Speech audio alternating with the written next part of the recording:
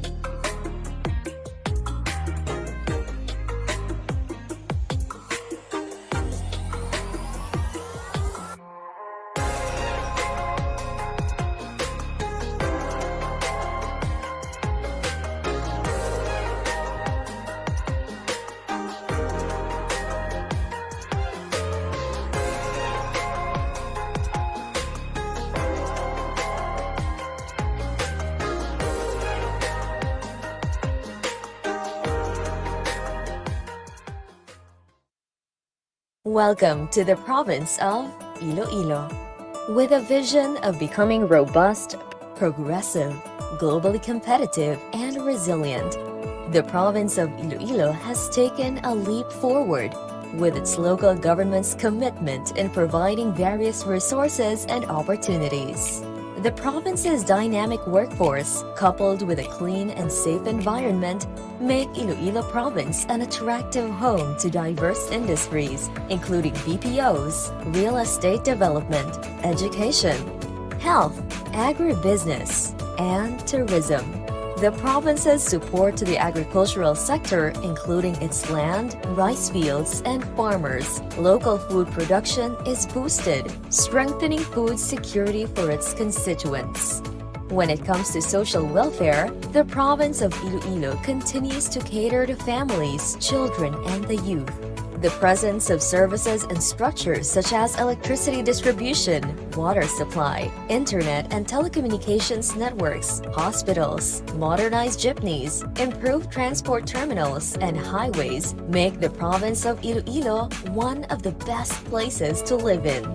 A flourishing province with beautiful sights to see, Iloilo also attracts tourists with its historical structures, colorful festivals, local delicacies, pristine white sand beaches, and majestic mountain views that feel like home.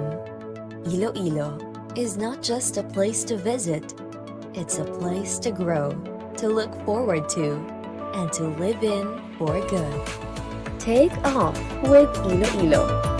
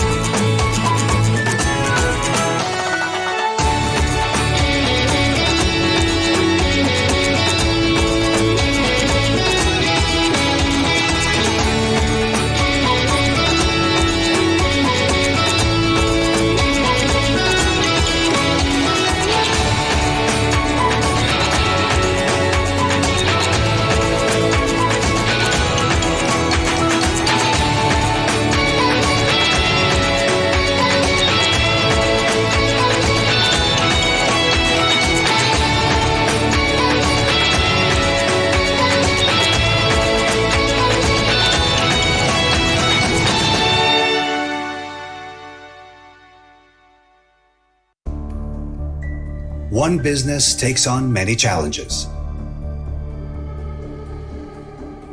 But when they're beyond what one can solve,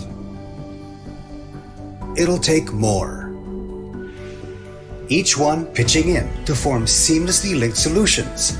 And with a partner to innovate and collaborate, we can create better experiences than we ever could alone, to become more valued than we'd ever be on our own.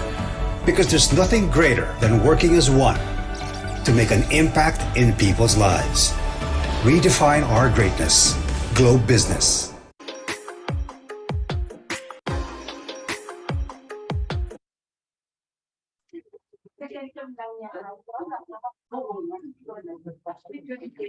Good afternoon, everyone. I'm Patrick Chua from the Liveability Philippines. Just a few reminders before we begin. Please maintain silence as the speakers are giving their presentations.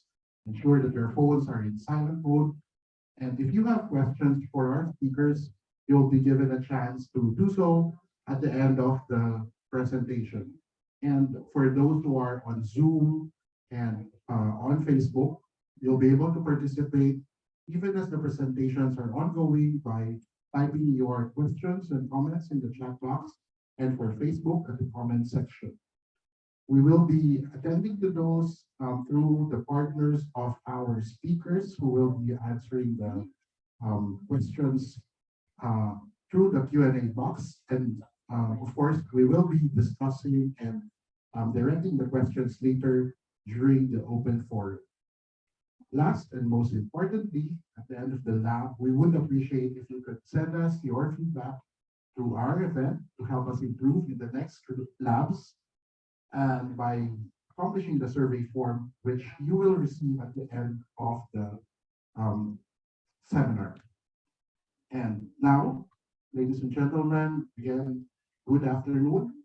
I'd like to call on our chairman, and he also sits as the Chief Resilience Officer of the Philippine Disaster Resilience Foundation, the country's major private sector coordinator for disaster risk reduction management, and was in charge of the establishment of its Emergency Operations Center. Over to you, Mr. Guillermo Villaluz, Chairman of the Livable Cities Philippines. Thank you, Patrick, and good afternoon to everybody here. First of all, it's a pleasure to be back here in IloIlo. It's been, well, I was here last year, but it was a very brief visit, and I haven't been back for any work-related stuff for a long time. So thank you very much for coming out today and for the very warm welcome and all the support that we're receiving here in IloIlo. And to our remote audience on Zoom and Facebook, welcome to this virtual session, and we hope to see you one day in your city. So today is a virtual, it's a hybrid session. We had been running our virtual sessions for 2 years, but starting this year, we started to go hybrid, and it's good to be back face to face. We feel the energy much better, and we get to meet with people and talk to you. So this is really, I think, a great experience. It's also our first local lab for this year, so we were not really able to get on the road as often as we'd like to. In the past, we were staying in Manila and running our meetings on Zoom and Facebook, but we decided that this year we've got to hit the road, and we're happy to be here in IloIlo. This is our first local lab for the year. So today our event is entitled Enhancing Liveability, Cultivating the Potential of IloIlo. This event has been organized not just by Livable Cities, of course, but in partnership with the League of Cities of the Philippines and Globe, and in cooperation with IloIlo Business Club. It's our first on the road, and we'd like to feature both IloIlo province and the city, and to tell sort of the rest of the country as well about what's been happening here, in the province, in the city. It's been a remarkable transformation taking place. I've had an opportunity to travel here for many years, and I'm among some old friends from IloIlo Business Club. I must have started traveling here in the mid-80s. for my work between MBC and IBC. And so I've kind of been able to see the transformation of IloIlo because I don't come that often, so I can really see the big changes. One of the things is when you live in a place, you don't notice it, but when you visit back and forth, then you see the big jumps that a city and a province experiences. And I think I can see that having been back and forth since the 80s.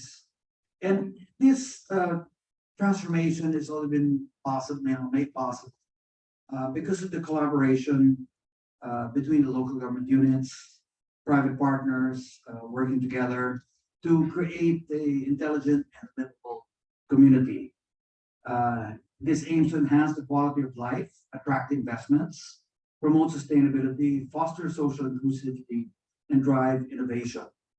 So the journey of IloIlo province and the city towards becoming a beacon of intelligent and livable cities is not only changing the landscape of the region, but also setting a precedent for sustainable development across the Philippines. And I'm hoping that more provinces and cities will copy the example of IloIlo. Today, we're joined by a great panel of speakers who all play a vital role in this transformation.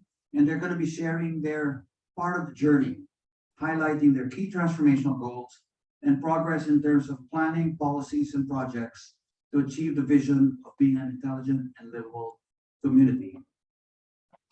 Before we start with the panel presentations and discussions, may I call on Ms. Stella Dizon, Head of Global Business, to join us virtually to deliver her welcome message to the participants.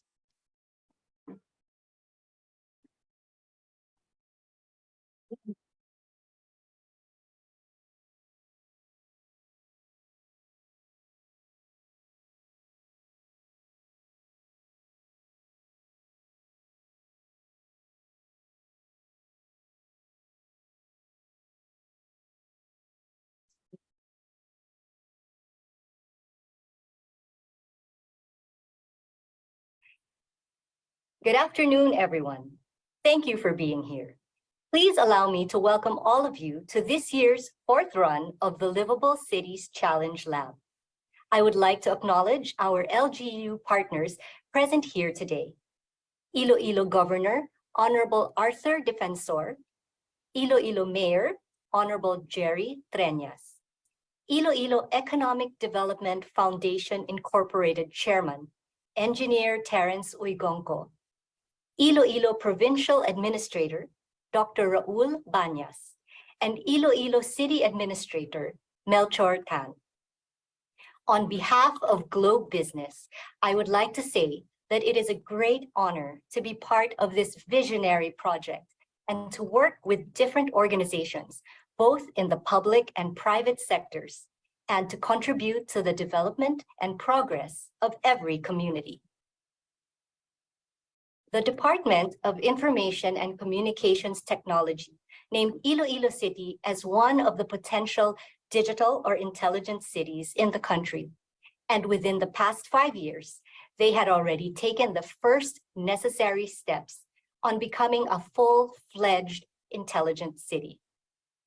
This has been evident in their various community-focused projects and as well as their partnerships with private and public organizations, such as Globe Business. In fact, in 2019, we worked with IloIlo to roll out the first Go Wi-Fi in the Vismin region. And from there, we have been actively supporting different plans of IloIlo to transform them into a digitally powered city. As a part of our ongoing partnership efforts in the Livable Cities Challenge Lab, this afternoon, we will underscore how IloIlo can further transform its competitive, sustainable, and resilient communities. We will also put a spotlight on the plans, policies, best practices, and vision of IloIlo in becoming an intelligent and livable community. We will also be hearing from one of our own leaders, an Ilongga by birth and by heart, Vice President and Head of Enterprise Sales, Tanya Hill Padilla, who will be sharing how we can empower LGUs in this joint advocacy. We at Globe are committed to our vision of seeing a Philippines where families' dreams come true, businesses flourish, and the nation is admired. We believe that with the potential of every city and by leveraging on technology and digitalization, we can build progressive societies and resilient communities that would provide a better quality of life for all. We hope that we can contribute further to your transformation as we eagerly collaborate with you through our digital solutions and continuously support you towards being one of the country's intelligent cities. With that, I encourage everyone to keep an open mind to the possibilities and learn from one another. Let us create a greater shared future together for all, and let's pave the way for a more progressive Philippines. Thank you.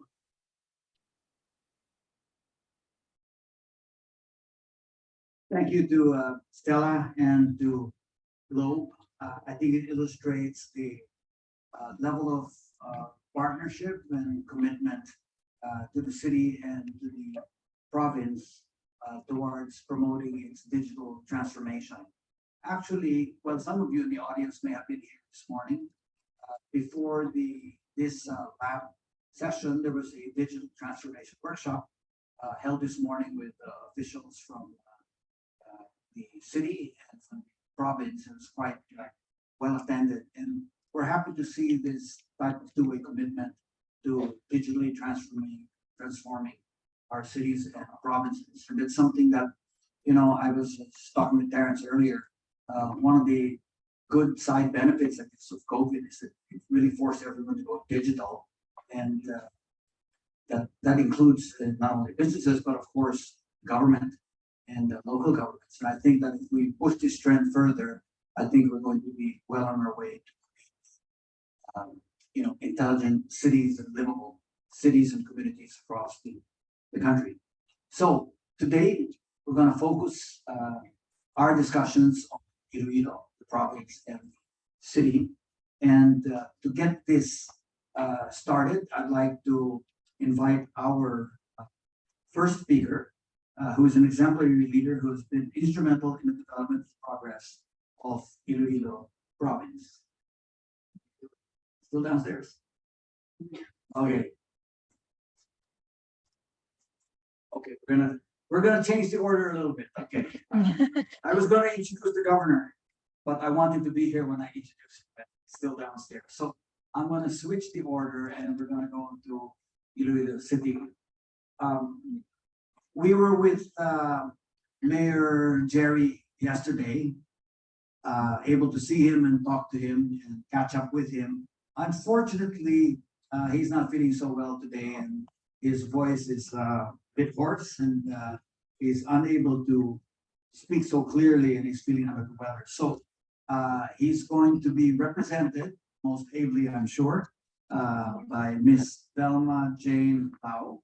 She is the Local Economic Development and Investment Promotion Officer of IloIlo City Government, and she facilitates the planning, preparation, coordination, and implementation of local economic development and investment promotion plans and programs of IloIlo City. So we're gonna go with Ms. Lau to start today's program and present the plans for IloIlo, please. Thank you very much, Sir Bill. Good afternoon to all, and my warmest greetings to the honored speakers in this event. Director Lilia Salonga of the Competitiveness Bureau, Governor Arthur Defensor Jr. of the province of Iloilo, Engineer Terrence Erbuco of ILED, again, Sir Bill of Livable Cities, and Ms. Tanya Padilla of Globe. Kag sa inyong tanan, maayong hapon. Mayor Treñas has been excited to participate in this event. In fact, last Monday, we sent him the presentation on the script, and we tried to rehearse for this event. He was excited, and However, he has been feeling under the weather, as Sir Bill has said, since Monday, and we regret to inform you that he cannot come. So allow me to present in behalf of the mayor the notable programs, projects, and plans of IloIlo City. So let me start with livability, sustainability, and resiliency are all aspirations that IloIlo City is working to achieve by 2029. And this is embodied in our strategic roadmap, and governance will be crucial for the empowerment of our citizens. So if you can see in the slide, it says there, back and right, by 2029, IloIlo City shall be a model of a livable, sustainable, and resilient city of well-governed and empowered Ilonggos that safeguard the environment and preserve the culture while sustaining a robust, inclusive, and innovative economy. So as I've said, governance will be crucial for the empowerment of our citizens. This will trickle down to impacts we hope to meet, to have healthy and productive Ilonggos, a clean environment with a balanced biodiversity, a robust, inclusive, and innovative economy. We strive to position the city among the top 3 competitive, highly urbanized cities in the country by 2028. By now, today, we're 7th. The core strategies to achieve our goals are environmental sustainability, resilient infrastructure, innovative economic development, and social services. To support that, we have empowered citizenry, organizational development, smart city governance, resource management, and institutional safeguards. Under environmental sustainability, the city will mainstream a livable and resilient nature-based lens in plans and programs.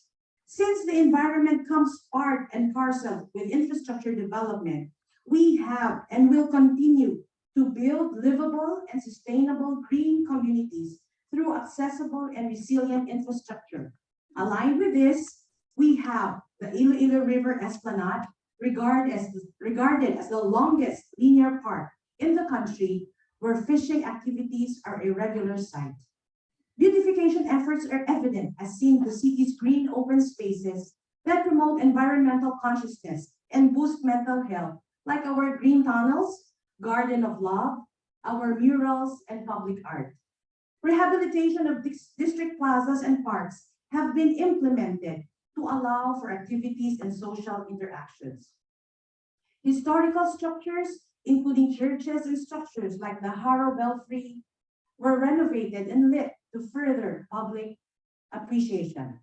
We are starting a beach forest park, and this is very interesting, and planting has commenced after we took over possession of the area.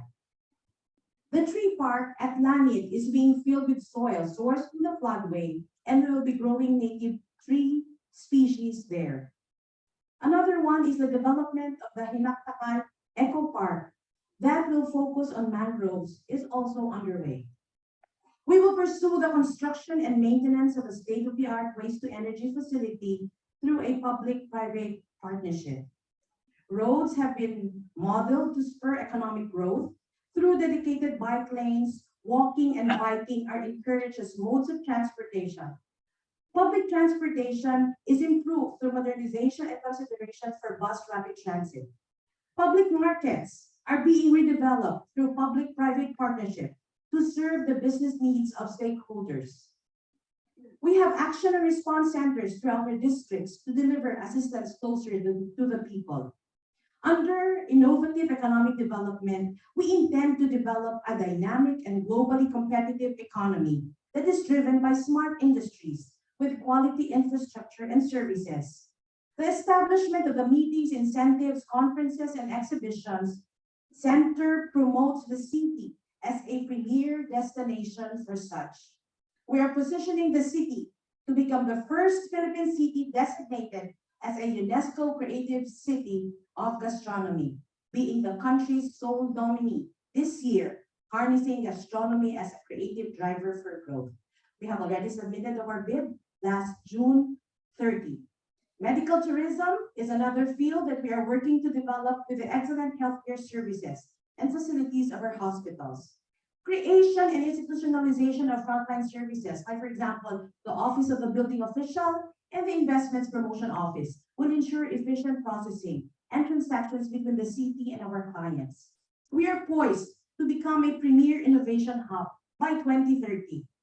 As Mayor Jerry P. Treñas, as the chairperson of the Metro Iloilo Guimaras Economic Development Council, LGUs involved are working on exciting projects within their localities. Economic development is equally spurred by job fairs and recruitment activities. Our last core pillar is improving the quality of life of citizens by expanding social services with the involvement of stakeholders. Excellence is integral to education, and the Iloilo City Community College now offers a course in criminology, while the Technical Institute of Iloilo City is offering culinary courses. There are public libraries all throughout the city's districts. For healthcare, facilities are continually improved. Our molecular laboratory is regarded as the gold standard. In addition, we offer free dialysis for our indigents, and we recently opened our Iloilo City Stroke Rehabilitation Center. Basic services such as electricity, energy, water, internet connectivity are in place for the benefit of our residents. The completion of the Uswag residential complex will further propel us as we aim to build 15,000 housing units in the next decade.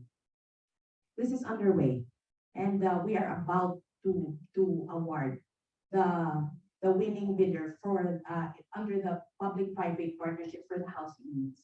Empowered citizenry will cover the strengthened barangay engagement in the city's delivery system. Isugid kay Mayor functions as a platform for the citizens to keep us delivering better services. We empower them to give us feedback. And here are a few concerns that we have been able to address through it. And Kabalaka program equips citizens for disaster preparedness and risk reduction, complemented by daily weather forecast updates. Urban gardening empowers barangays to achieve sufficiency and resiliency within the urban context. Community kitchens are organized to help those impacted by disasters or emergencies. We will re-engineer the organizational structure and strengthen the human resource system to respond to our strategic mandate. Engagements are established with the Institute of Solidarity in Asia for organizational development, and we will continue to conduct activities for improvement of internal processes. Under smart city governance, we aspire to be a technologically advanced city in our internal and external programs and services. The former cannot be separated from technological advancement, and we will innovate and digitalize financial processes to maximize collections that sustain competitive government initiatives. Business one-stop shops are in the malls, and offsite payment centers align with digitalization. There is also the integrated business permits and licensing system, an end-to-end online business permitting system. Various online payment options are available as well. Ilonggos are encouraged to pay taxes online for convenience. We have an application called the Lungsod Connect IloIlo. The human resource information system will be crucial for our employees. Market values of real property, taxes, and fees have been updated. The efficient operation of the economic enterprises have cascaded to increased revenue generation and collection. And finally, we will become a model city for transparency and excellence in the country. A quad media platform is utilized to keep Ilonggos informed. Communicating with the people makes them involved in governance. Compliance with the Citizens Charter standardizes the delivery of our services. And we are pleased to say that the city's efforts have been recognized, and we have been multi-awarded LGU. Yes, there are challenges indeed, like the lack of budget for programs and projects and the need for competent people. However, we address them by generating income from alternative sources and hiring highly technical people to handle critical programs and projects. Capacity development is continuously done to improve employee performance. The city will not be able to realize its potential if we have no partners. The private sector has a key role in sustained urban development, and our numerous PPPs are a testament to this. Our vision may appear to be big, to be huge, but I am confident, the mayor is confident, that if our community works together, we will achieve livability, sustainability, and resiliency. Madamong nga salamat, kag mayang hapon sa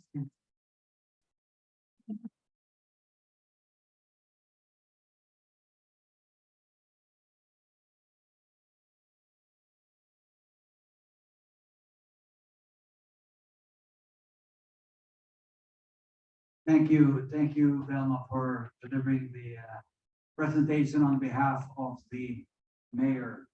We love ambition, we love, aspiration, and we really like to see cities reach and communities reach for the stars, as it were. So, that one we really love. One of the things I remember about IloIlo City, first in government efficiency in the CMCI. Yes. And this is important. I want to emphasize to people that governance and government efficiency matters, because we feel that with that efficiency and good governance, all the other indicators, they tend to catch up quickly.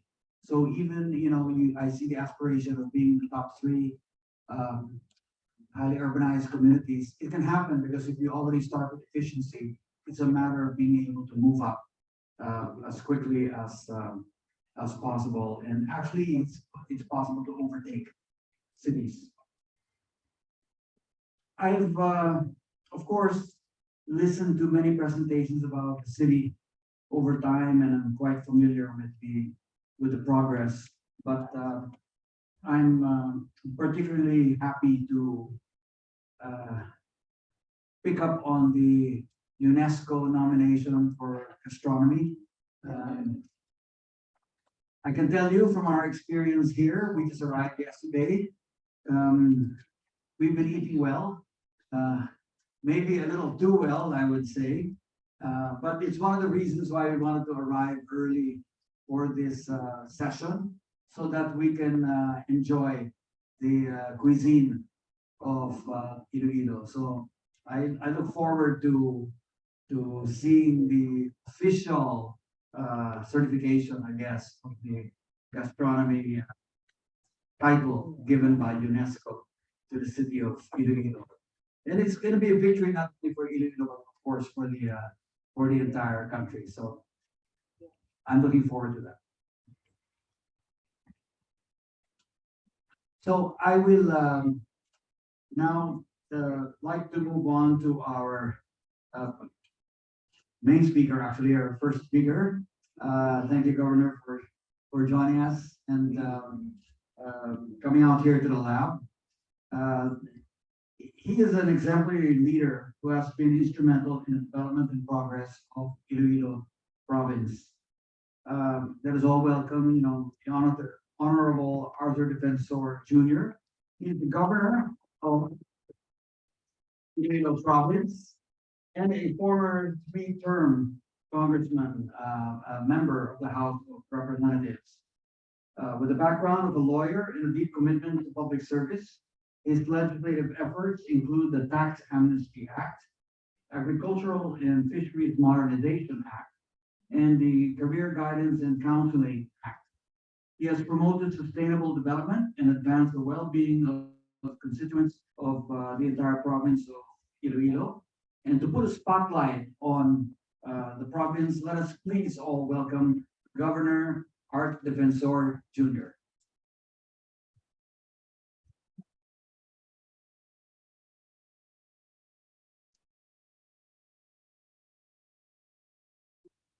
Values of livable cities.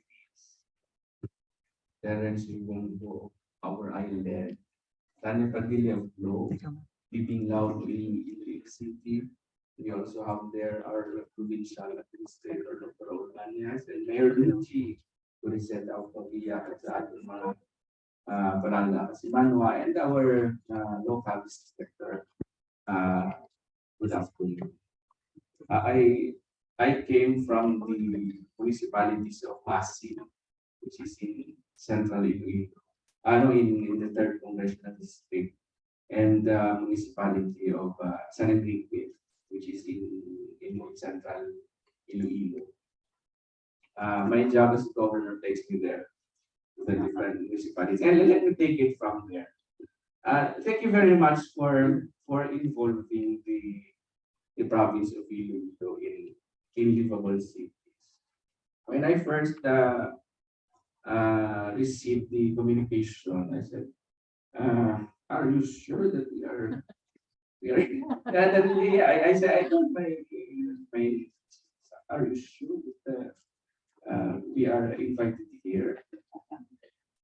Because the province is not a city. Are you sure? Can you verify if this letter was not written to us? Yeah, I said maybe this is for Mayor Jerry. But no, it's really for us. And it became as a very pleasant surprise for the province of Iloilo. That I think I'm not very sure if this is the first time that we are involved in a forum like this with the livable cities. I'm not sure because this is only my first term. But it's really very welcome. The involvement is very welcome for us. So when we speak of livable, we approach it from a different perspective because the province is a different setting. That's why I said earlier, I came from the municipalities of Masin, the municipalities of Antique, and I said, let me take it from there. When you speak of a livable province, you are talking of livable 42 municipalities and one component city for the province. Because the province, we don't have territory that we call the province of Iloilo. Again, we have 42 towns and the one city under the province and under the Iloilo provincial government. And each of them have their territory, they have their own jurisdictions, and they exercise a degree of autonomy as local government units, which bears upon governance, it bears upon developmental planning. So anyway, in the province,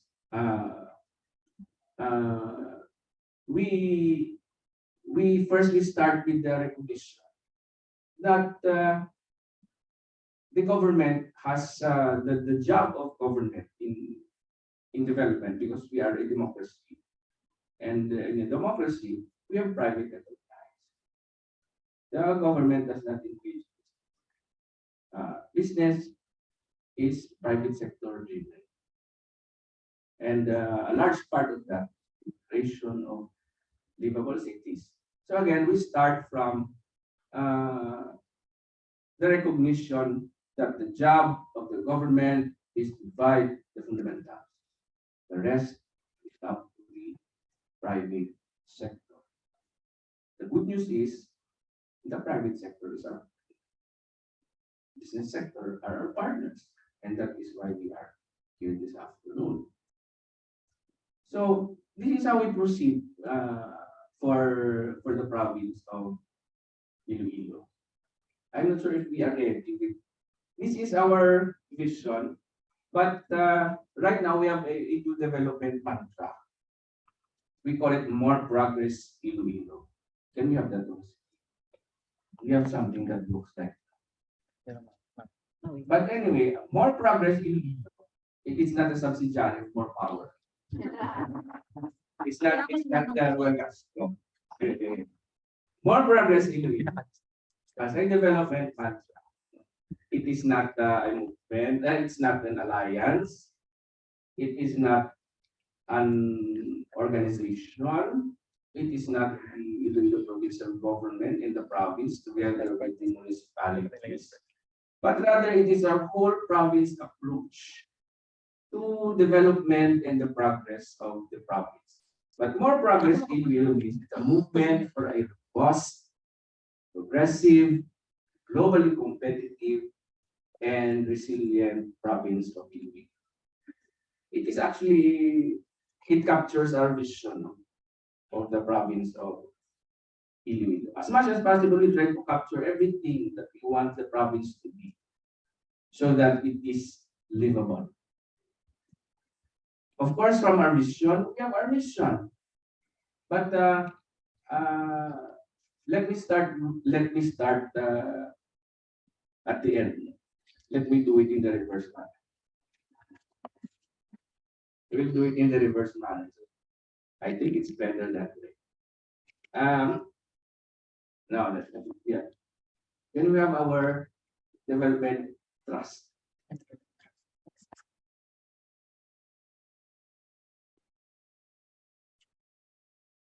One important obligation of our governance is to give direction.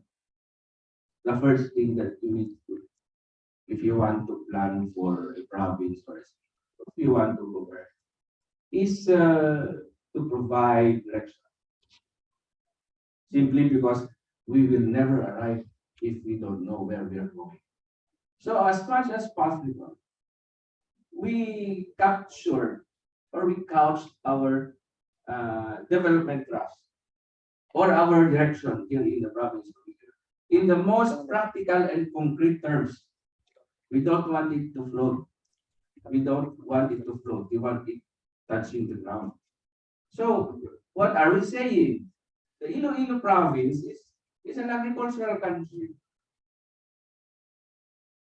And we like it that way.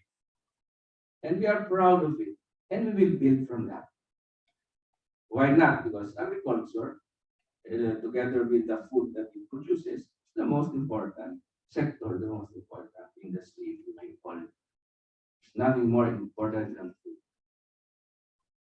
So, because we are an agricultural province, we want to maximize our agricultural production. But in the process, we have to create a value chain for agricultural products. Because this is a recognition of a disconnect or a gap, not only here in the province of Iloilo, but in the whole Philippines. Earlier, I was in San Enrique. I just came from there because I attended the opening of what they call the Calamay Festival. The Calamay Festival is a festival of the municipality because each municipality should have a festival. So San Enrique is Calamay Festival. Calamay is for the Tagalogs and is sugar. Because San Enrique is an agricultural municipality that mostly plants sugarcane. And they have a sugar mill there. I think it's owned by Terrence. It's not yours. Yeah, that's one of the biggest sugar mills in region 6. So their product is sugar. But when I spoke there earlier, this is what I told them. That we Ilonggos, not only Ilonggos, but we Filipinos, we only taste the best chocolate when a relative comes home from Dubai, from the United States, from UK, from Australia, or Canada, or when you go shopping, SNR. Diba? Yung sabi nila, my cousin is a nurse from the UK, so we have really good chocolates from Belgium. Or I told them that we have to address a gap, a very fundamental gap that makes us ask the question, what have we been missing all along? That's what I told them. Here in San Enrique, in Iloilo, we have sugar, we have cacao here, and they grow wild in the mountains. They can also be farmed for industrials. But we don't have a thriving candy industry. In fact, there is no candy industry. here in the Philippines, in the province of Philippines, we are the fourth largest rice producing province in the whole Philippines. We used to be number one, and that's what we're trying to do. We're trying to come back and get the first spot. But we don't have a thriving rice pastry, rice flour pastry industry. Like what is happening in Japan. You go to Japan, you go to Pasalubong malls there. You see a variety of pastries made of rice flour. You can see the variety, the packaging is competitive, it's world class.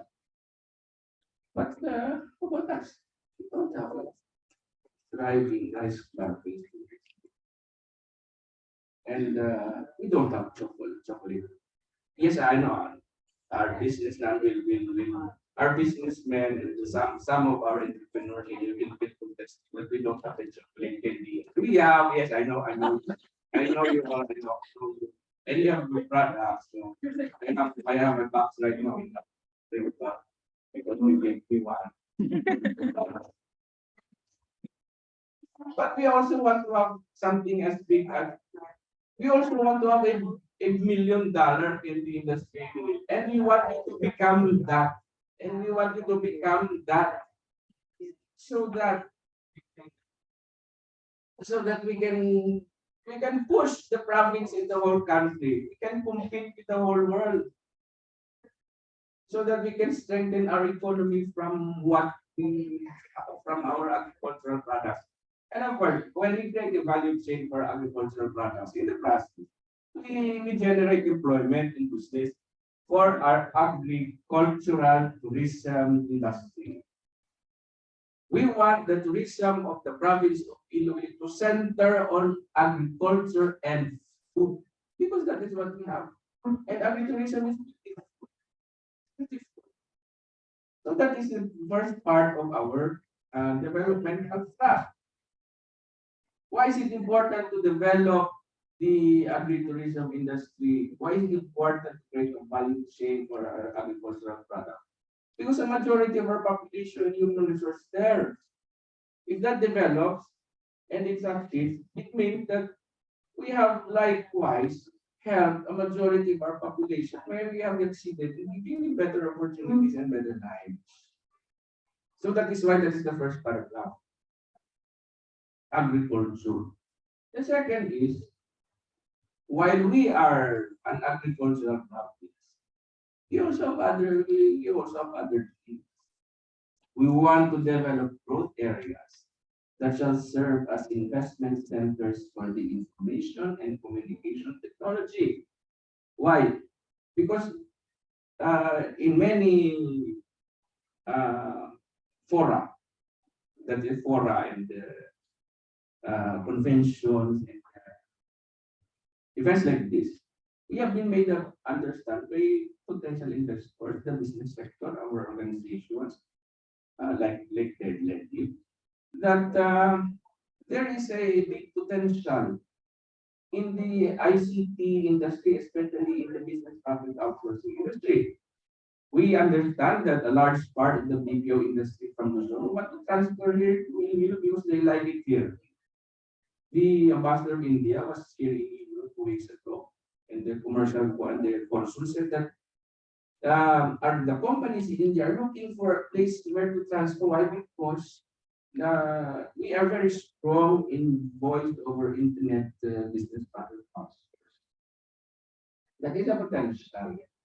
And we were told also that there is a big demand for office space for the BPO industry. Just that is nothing that even the draft, that is true, diba? That is a fact. That is a fact. And we want to take advantage of that. We want to prepare the province together with the APUs in the receiving end of that opportunity. And why not? It's not the industry does not require that much energy. It's not a all demand. And that can go hand in hand with what we have. We can develop IT centers here in Iloilo because we have the space. We have the space. And an IT park or a business can maximize what we have. Last week we had breakfast with two of our local businessmen and also property owners. Because our what we're trying to do here in Iloilo, in connection with this direction, we are promoting the establishment of IT parks and the like along the coast. Here in the province of Iloilo, we have very good beaches, and there are many of them. But we recognize the fact that it's not Boracay, it's not white sand. So if we develop them in the same manner that Boracay is developed, where people go there for the beach and we cannot compete with them because as a neighbor, that is really a fact. But again, if we develop our coastline or beaches in a different, they can be competitive in their own way. Like a good beach with with a development like a business park, the beach can reinforce the development, and development can add value to the beach as well. We want to see bars and restaurants along our beach. We have resorts right now. They cater to the domestic market, but we want to see something like the Iloilo Business Park stand along the beaches of the province of Iloilo. Why? Because it's beautiful. And we want that direction so that we can maximize what we have here in the province. So in the process, we're not finished yet. In the process, again, we just want to generate employment for the province's service and manufacturing sectors. We're not very interested in this. Maybe like this. Maybe like this. But with that, when we have this direction and when we plan based on this direction, that isn't the premise that we are planning on what we have and what we need. It's a different matter if we consider the big projects that are in the offing. But they are an addition.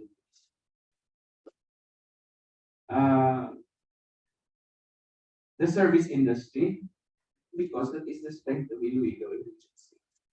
Our economic driver here on paper, I'm not really sure if that's happening, is the service industry.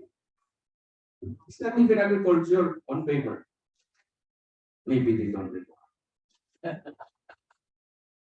Maybe they don't report. But our strength is the service industry. We have the human resource. Why? Because we have universities, we have a good education system. So again, we are taking advantage of our strength. That is the second paragraph. While it is the second paragraph, we are not saying that that's the second priority. So the final paragraph is here. This is what we have in mind. When we say livable, we start with our people. The capacity to live a comfortable life. When we talk about livable, first we talk about people. The capacity and the ability to live a comfortable life. Then we talk about the environment and the territory. From the first and the second paragraph, we want to create a strong middle class. Why are we able to create that if we succeed in the first and second paragraph? Because that is where our people are, in the service industry and in agriculture. A strong middle class in the province shall be financially competitive with clients and customers of the province's service industry and commercial staff. We want you to have clients and customers for your business here. See? And what is our definition of a middle class? It is our people who can afford the basic necessities and spend for leisure. Simple. It's a simple. The Ilonggos who have rice, who have good food, but can spend for leisure, like this. So that is, and this caters to our social justice agenda. Again, when we talk about livable, we start with people.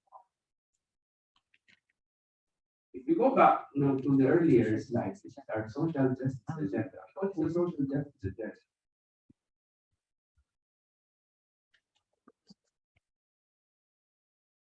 No, there are specific goals. Social justice agenda.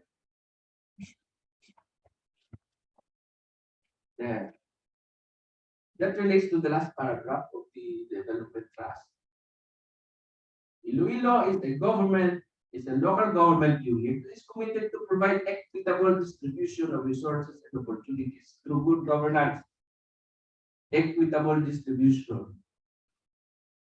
Why? We want to create a strong middle class in the province.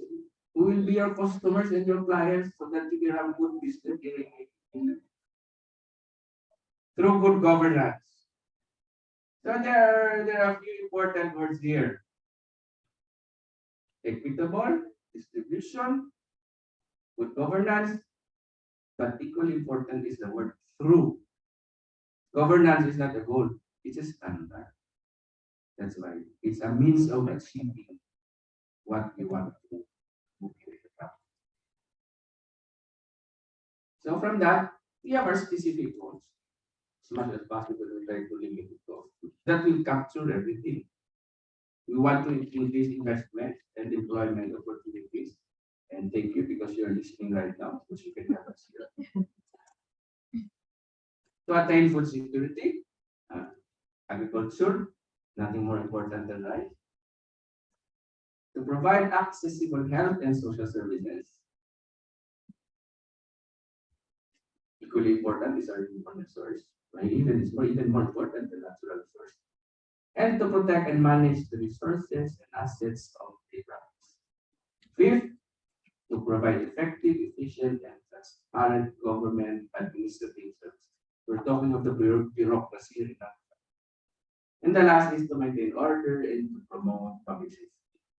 These 5 objectives, we will achieve this, guided by our developmental direction, so that we can be what we want to be under our social justice agenda.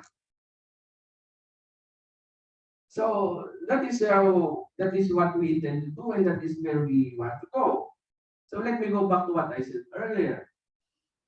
And the job of government is to provide the social fundamentals.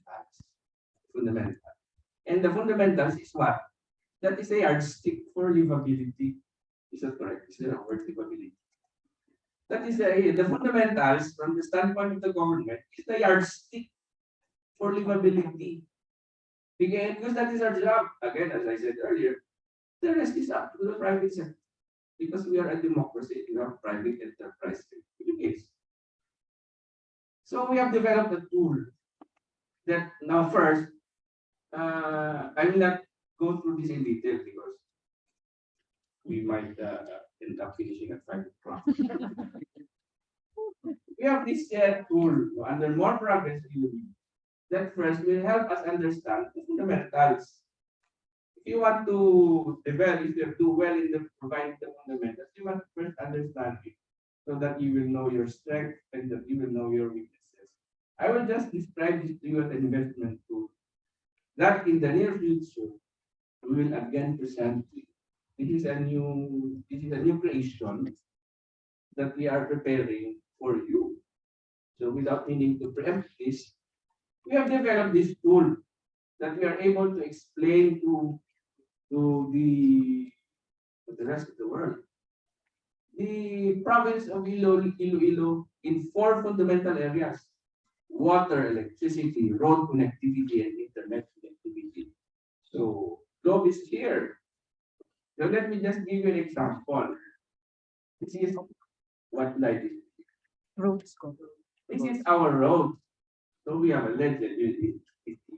It's an ordinary map. So you can see that in the province we have our main highways, but we are developing 4 circumferential roads that will connect southern Iloilo to the center. that will connect southern Iloilo to the airport and to our Tumangas port.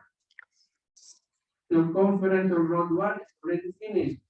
T2, T3, C4 is in progress. And where is our planned expressway? You know that the Department of Public Works came to my office after the show now last. And they presented to us the plan of the national government for an IloIlo Aklan Expressway. It will start at the foot of the bridge that will connect to that was supposed to connect Iloilo to Guimaras and go all the way up to Capiz and end up in what is that town? That's the gateway of Boracay. In Katiklan. Do we have it there out? Our expressway Yes, there. the orange. That is the intended PPP project for an expressway here in the province of Iloilo. It is an intended PPP project. Why do we need it? We have highways connecting us. We have how many highways connecting us to Capiz and Aklan? But they don't serve commerce and business that well now. Yeah, if you go to Aklan, you are along the highway, you follow a tricycle running at 30 kilometers an hour. Just a delivery truck running at 40. It will take you 5 hours from Iloilo to Malibu. 6 hours. But with an expressway, you can wait. That's good for business. That's good for everyone. And you will help us from lobby for this national government. The good news is they told us that this will be the top 10 with the priorities. And we are very thankful for that. The IloIlo Aklan Expressway. The rest are our provincial roads. But again, that is the road connectivity of Iloilo. The next slide, we can have also, what's this? Power. Power. Is that power? Yes, in overlay with the roads. See, this is a map of power. If you can see, if you have a clearer scheme, I can tell you this is the national grid. These are the connections. And you can have these kilobytes in this area. See? We have a very good understanding of the power situation in terms of distribution source in the province. Can you read it? Because I cannot. That's why I cannot escape. Note that is the circumferential road. A power grid. But again, the next slide is water. Is that water? Yes, with the roads. Water with the roads, because we can overlap. We can overlay them, we can lay everything all at once. Yes. We can have water. We can tell you where the sources are. The map will tell us this is where the distribution utilities are, who is operating here.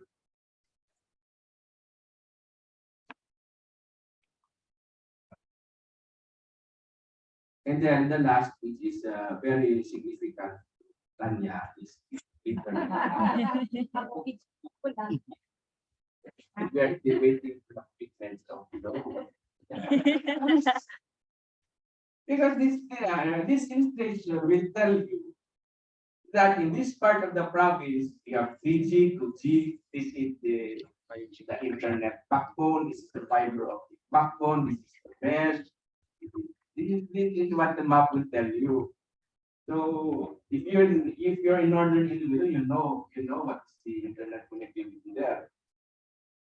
So with this, we know the strength, and we know how to develop further. We know how to develop further with the help of just stuff and the rest.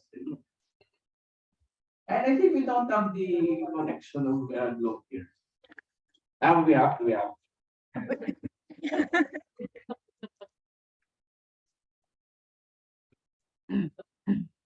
Cell sites natin, cell sites are there. I am not going to explain to you the whole situation. What I'm trying to tell you is that, like for example, if we invite you to the province of Iloilo, we can tell you that if you put up your business here in Santa Barbara, this is the situation there in terms of water. This is where your electricity will come from. This is your internet connectivity. We have to request our utilities to increase the signal here. These are the highways that are near to you.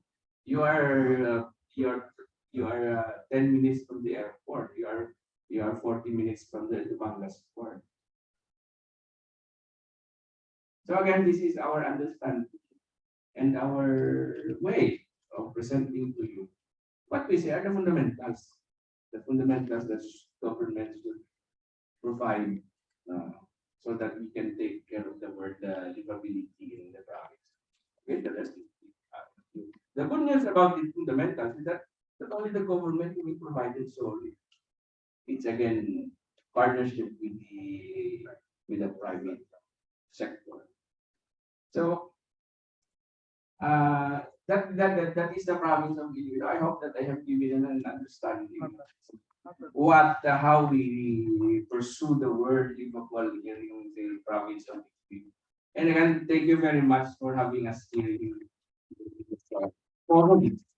I'm not going to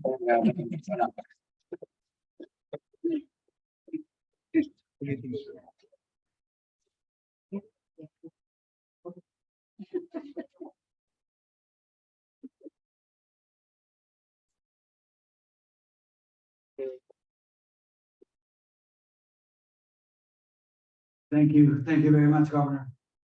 I can see Tanya and the Globe staff are all taking notes. Governor, you're really putting them under pressure, but that's good. It's, as you said, it's a partnership between the LGU and the private sector. And I want to assure you, Governor, also that we really deliberately invited you. We did not make a mistake. I know we're talking about cities, but I know we're talking about cities, but provinces, they're really important in this. And I must say, and I know there are a number of mayors here in the audience. The CMCI measures all cities and municipalities. In fact, Director Lilian Salonga, who has the project, is here. And for provinces to be recognized as livable provinces, it's all about the municipalities and the cities together being considered competitive city or competitive region or province. So even if Iloilo City rates high or ranks high, but the others are a bit lower, it will not be enough to drive the whole province up. So the challenge here is for the 42 municipalities and the component city and Iloilo City also, all driving competitiveness and livability, and that's what matters. So we're very sure that when we wanted to invite you, Governor, we were absolutely thinking about the entire province. That's how much we believe in the power of provinces and cities working together. Now, speaking of the partnership with the private sector, let me move to the private sector side of the program. And so our third speaker, his name has been invoked, and the governor kept looking at him when he talked about agriculture, food, and sugar in particular. Our third speaker is Engineer Terence Cuigonco. And Engineer Terence is a highly accomplished professional in the sugar industry with nearly 25 years of experience. Concurrently, he serves as the president of Capiz Sugar Central, a prominent member of the La Filipina Cuigonco group of companies. Additionally, he's a advocate of effective public-private sector partnership, serves as the chairman of IloIlo Economic Development Foundation, ILED. Also a member and was president of the Filipino-Chinese Chamber of Commerce of Iloilo, trustee of IloIlo Business Club. And so that gives you an indication of his level of commitment to public-private sector partnership. So let me invite Terence to come up to the front to present the private sector perspective. Terrence?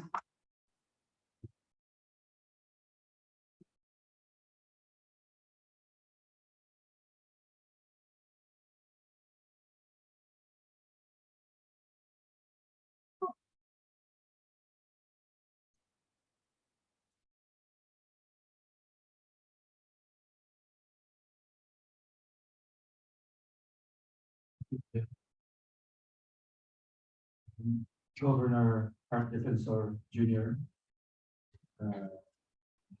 Mayor Jerry Petranias, represented by Ren Malao, Tanya Padilla, Sales for Globe.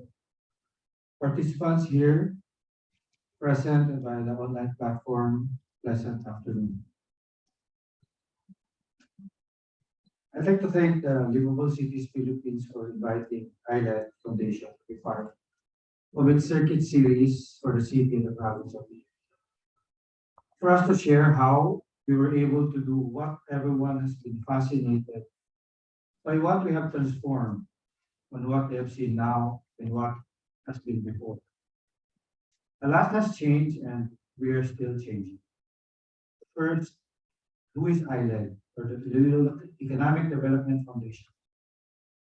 In 2006, 16 prominent individuals from Iloilo City and the province, together with then Mayor Trenias and Governor Tupa Sr., formed the IloIlo Economic Development Foundation. The IloIlo Economic Partnership between the city and the province is to move forward the needed infrastructure and developments in the region. It is the start of the public and private partnership created a long-term vision of making IloIlo a highly preferred investment destination. The Iloilo City and the province has come a long way from the time it started the foundation. Active participation on how development would be directed was also through the guidance of then Senator Delon. So we have the Iloilo International Airport, the ferry terminal for Guimaras and Bacolod, upgrading of the Iloilo International Port, opening of the Dumangas Oro Terminal, sufficient base load plants both here in the city and the province, and opening up of new circumferential routes that unlock new areas from the city moving towards the province was some of the thrust that ILED was instrumental in making or pushing with the local political leaders for the realization with the national government agencies.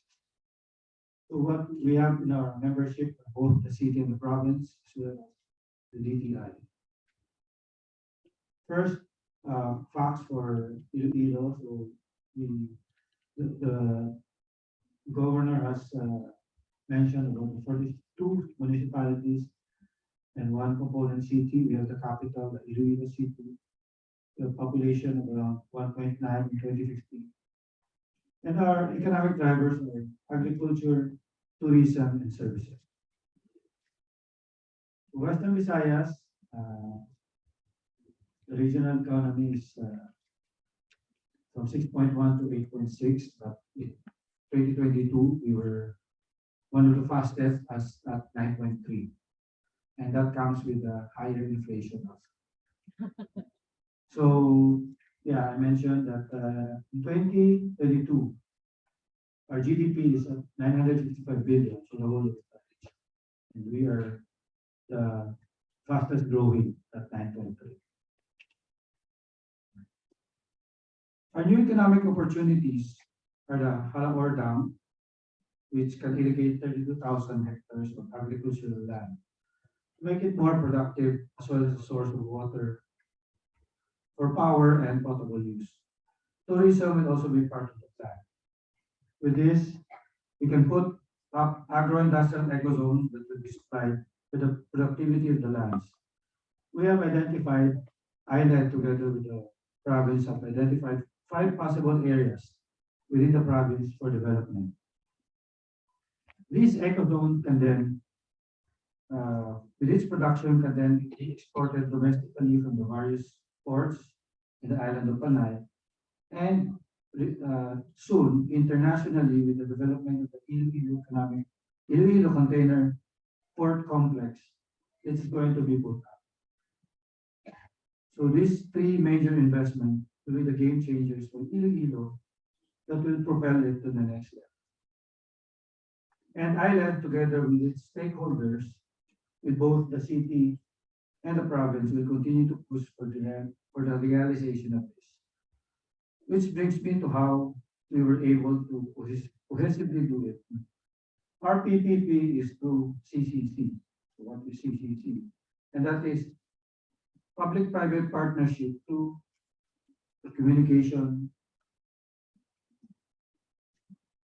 cooperation, and collaboration with the different, with both the city and the province local government units, as well as the different organizations which are mostly members of either foundation. So PPP has regularly defined a commercial venture, a government service or private business venture which is funded, constructed, and operated through a partnership between the government and the private sector. To enhance PPP, we have played a significant role in improving the three C's: communication, cooperation, and collaboration with both the city and the province. So PPP in Iloilo City and the province has enhanced communication by establishing regular meetings, consultations with stakeholders, engagement, and promoting transparent and effective exchange between the government and the private entities. It also has improved cooperation by promoting shared goals and mutual benefits between public and private sectors. These partnerships encourage joint problem solving, resource sharing, and risk management, capacity building initiatives, and knowledge exchange programs that further promote a culture of cooperation. We also promote collaboration by uniting government agencies, private companies, and stakeholders to work together towards a shared objective. These partnerships facilitate the pooling of resources, expertise, and experiences, leading to a more effective and sustainable solution. Overall, through PPPs, the Iloilo City and the province has leveraged its strength, both the public and the private sector, to enhance these three C's, resulted in improved communication, cooperation, and collaboration. These partnerships have facilitated the implementation of projects and initiatives that benefit the community and promote sustainable development and drives economic growth. So in the city and the province, we have this different collaboration, meetings, and the such. So we did this investment forum in 2020, and we will be coming out with an investment briefing with potential investment areas before the end of the year for the province. So in the city and the province, PPP through CCC is the norm. And we are very proud that ILAD Foundation is in the middle of it and continually making things happen for the city. So again, thank you and good afternoon.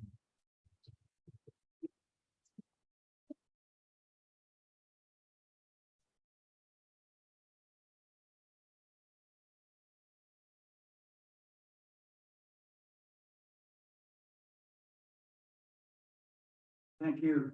Thank you, Terrence. I learned something new today, PPP through the three Cs.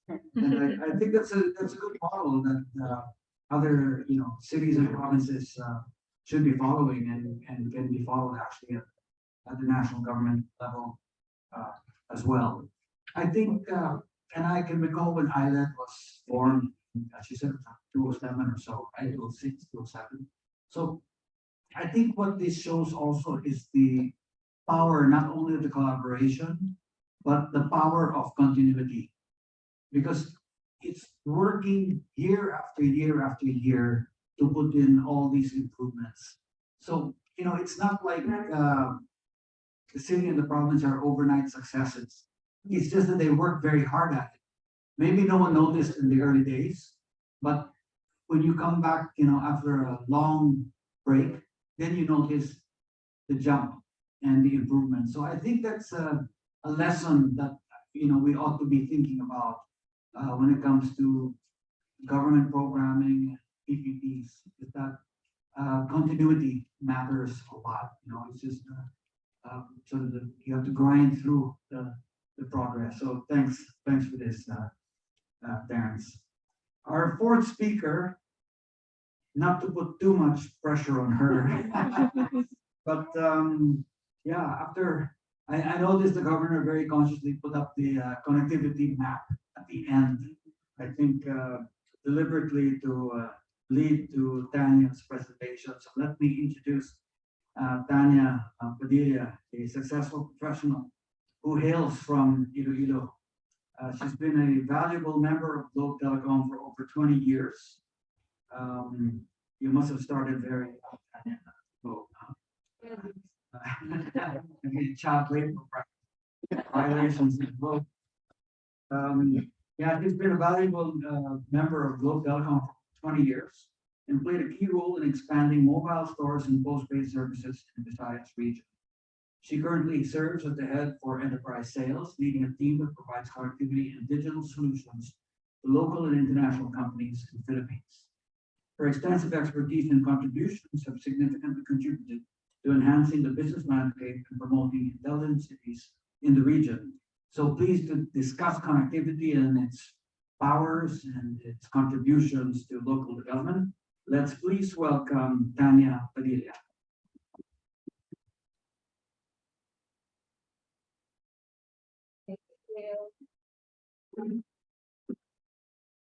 Mayong hapon sa inyo tanan. Ngayong hapon. Ang nami, imanambal mo Ilonggo. Hindi ko pinanamang English. So, I'm a proud Ilongga, mayong hapon. Dearest Governor Defensor, our mayors and representatives of the local governments, our partners from the private sector, represented by Engineer Igongo, and of course, our partners in the LCC, who we are proud members and sponsors of. So I come to you here, not just as an Ilongga, but a proud Kaglobe. I come to you post-pandemic, talking to you about how we can partner with you in being able to enable you in your aspirations, whether it is sa pag-uswag or sa pag-more progress. Alikamidri. Our customers post-pandemic has changed. Their usage has changed. Naglain na gid ang mga customers natin, ang customers natin naglain. So we have evolved also in being able to serve them. Many of you, na-meet ko pa sa ko sa business center sa una, sa SM City. Naganahan sila, kay customer ko na sila. But nag-change na ang aton nga vision because ang customers, how they use our products have also changed.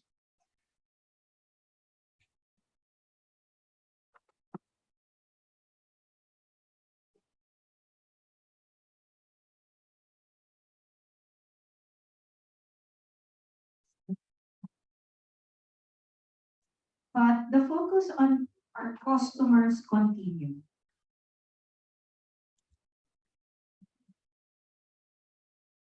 Ang vision sa Globe is to really be able to have a Philippines where the family's dreams come true, where businesses flourish, and that our nation is admired. It's very inspiring to always join these sessions because we then get that sense of purpose of being able to do things beyond just a sale. Things that have to do with being able to provide connectivity and provide a transformation in people's lives. Si Globe, hindi na siya lang telco. Ang balkod, many of you I've met in the business center natin sa SM City. When we used to just be known as a provider of mobile phones or broadband at home. Today, Globe is very proud about the fact that as our customers change, we have also transformed our network. We are no longer content with whatever existing technology we have, but we continue to be able to grow together with what our customers require of us and maximize that connectivity platform, that network in being able to provide ecosystems. Yung ecosystem nga ni ginapabugal gid namon because very important for us to be able to share with you that beyond telco, Globe has evolved into being able to create ecosystems that revolve around our customers and what they need, what pain points, what issues that they've encountered, and how we have been able to evolve around this. And finally, we are proud supporters of sustainable business, being able to always work beyond the profit, being able to always work towards sustainability and the greater good. We are supporters in committing to zero carbon emission, and you will see this consistent not only with the things that we do internally, but together with you, being able to provide and extend these solutions to you as well.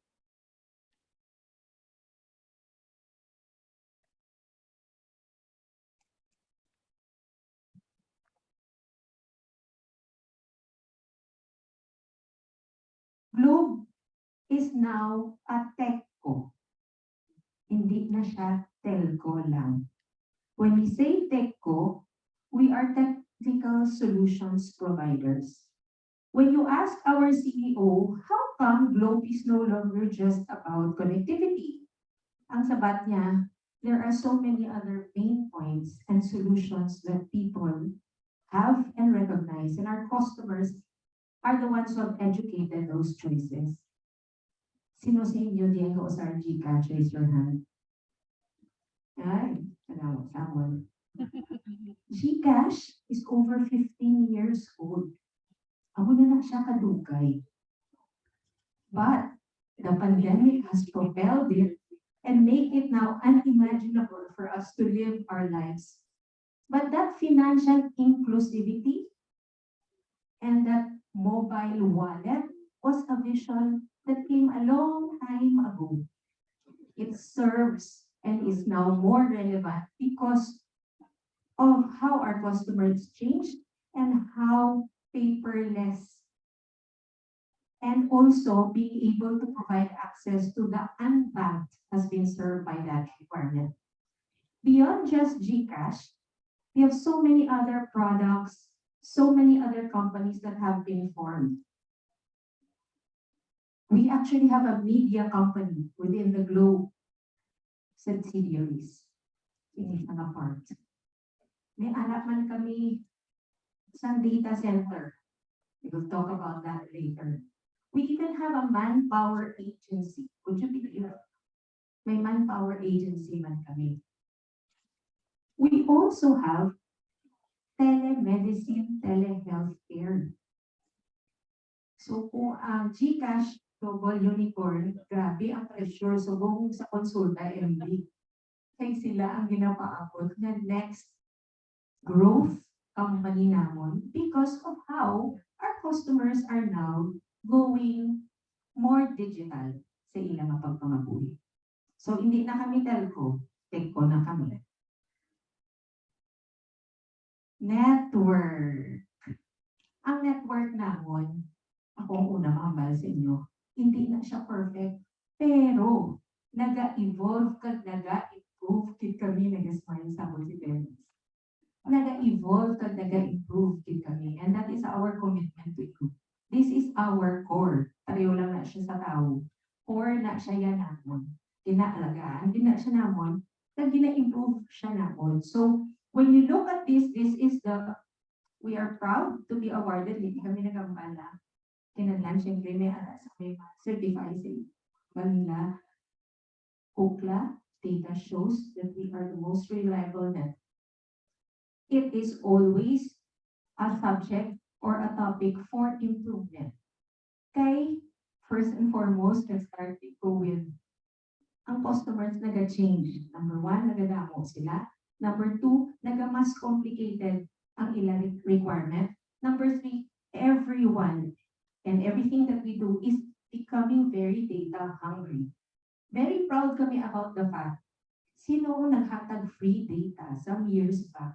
Sino ang naghatag free Facebook?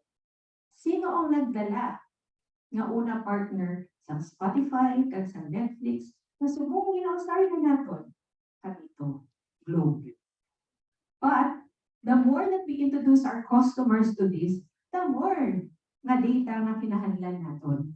And so, the network, over 10 years ago, sa field sales pa ako, we already committed to continuously improve our network. And it is going to be constantly a commitment on our part to be able to take care of that core business for you. So, ang consistency, ang download kay data hungry, kita tanan ang activities naton, mapalis naman ko sa activities na nag-TikTok, tanan na will require us to constantly and continuously modernize ang aton nga network. Ang 5G is also something that we are working on to be able to expand that footprint and to be able to ensure that we are inclusive. Next to our mobile network is of course the fiber to the home. One of the things na nag-change is sa pandemic, ang mga tao, wala na sila sa business district, wala na sila, in our case, sa opisina. So that needed for us to pivot and change where we needed to provide the connectivity. And the shift needed to be fiber to the home because wala sa opisina. And even now, 3 years into the 2020 pandemic, we're recognizing that hybrid is going to be a reality of life. With the meetings that we had, I have the distinct opportunity of being able to meet and serve the biggest companies because I had enterprise sales. And I get to have conversations with CEOs, for example, of BPO companies, and their challenge to us is enable me to continue this hybrid setup because it allows me to retain the people that I want, that I need to be able to serve my customers. So that really compels us now to keep building that fiber to the home network, which we're very proud to share with you. Year on year is growing, our revenues are growing, and we continue to do rollouts for that. The capex that we put into fiber to the home is 90 billion pesos. Now, it is everyone's aspiration, and we join you in wanting to be able to provide first world internet. Nung duman itong sa nga akong CEO, si Ernest, nagkatto sa kay Duterte, kinagampal, uliki man kami. Kita dugay to be able to get permits for cell sites because this is what will power our ability to provide the connectivity that you need. Insulog pa siya ni President Duterte nga, bitay ta ka. Nagsabat siya nung naman niya sa kanya. Kung may bitayan ka na cell site because gina-remind niya kita na we needed to work together to be able to accelerate our ability to get permits through. Together with the ARTA, the Anti-Red Tape Agency, and with all your help, because kamo ni among partners in being able to accelerate it, we were able to implement ang Bayanihan 2 and be able to move closer into that aspiration of being able to do first world internet. Ari kami disubong kay nag-abot na kita sa time na kinahanglan na kitman nato lainon ang aton na concept about connectivity and internet. And that telco, you experience this. It's already like a utility. It is like water. It is like electricity. In some cases, it is the only time that you will see your children the internet is down. Di ba la? At siya lang internet at ang wifi, makita mo yung kabataan. Di ba la? So it is really indeed acting like it is utility. But the way things are currently, and that is what we are here to be able to appeal, can we help? Can we get your help? In the same way that you accelerated our ability to get permits and facilitate the speed at which we were able to do this, is there an opportunity for us to work together so that telco becomes treated like a utility? We need to be able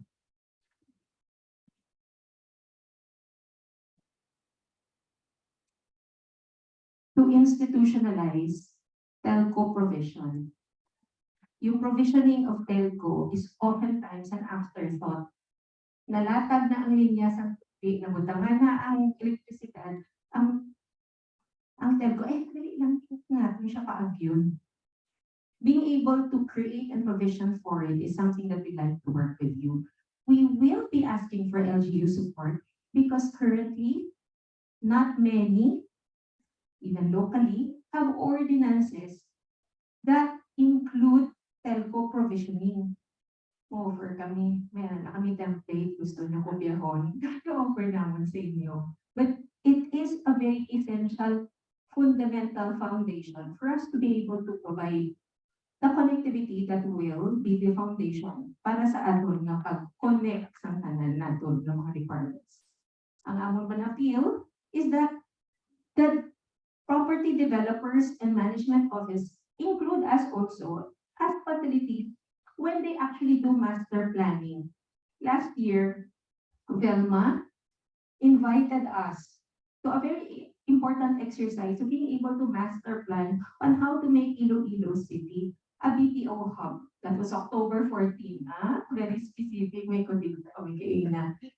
October 14, we were gathered in the City Hall where we were talking about what do we need to do to be able to talk and engage and invite all our partners to come and invest in Iloilo Province and Iloilo City as BPO operators.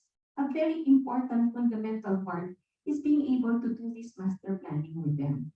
Whether it is with Lichu, who was with us there, or with our other partners who are creating the ordinances or setting the groundwork, whether they are zoning boards, engineers' offices, we need to be able to work at making this a reality.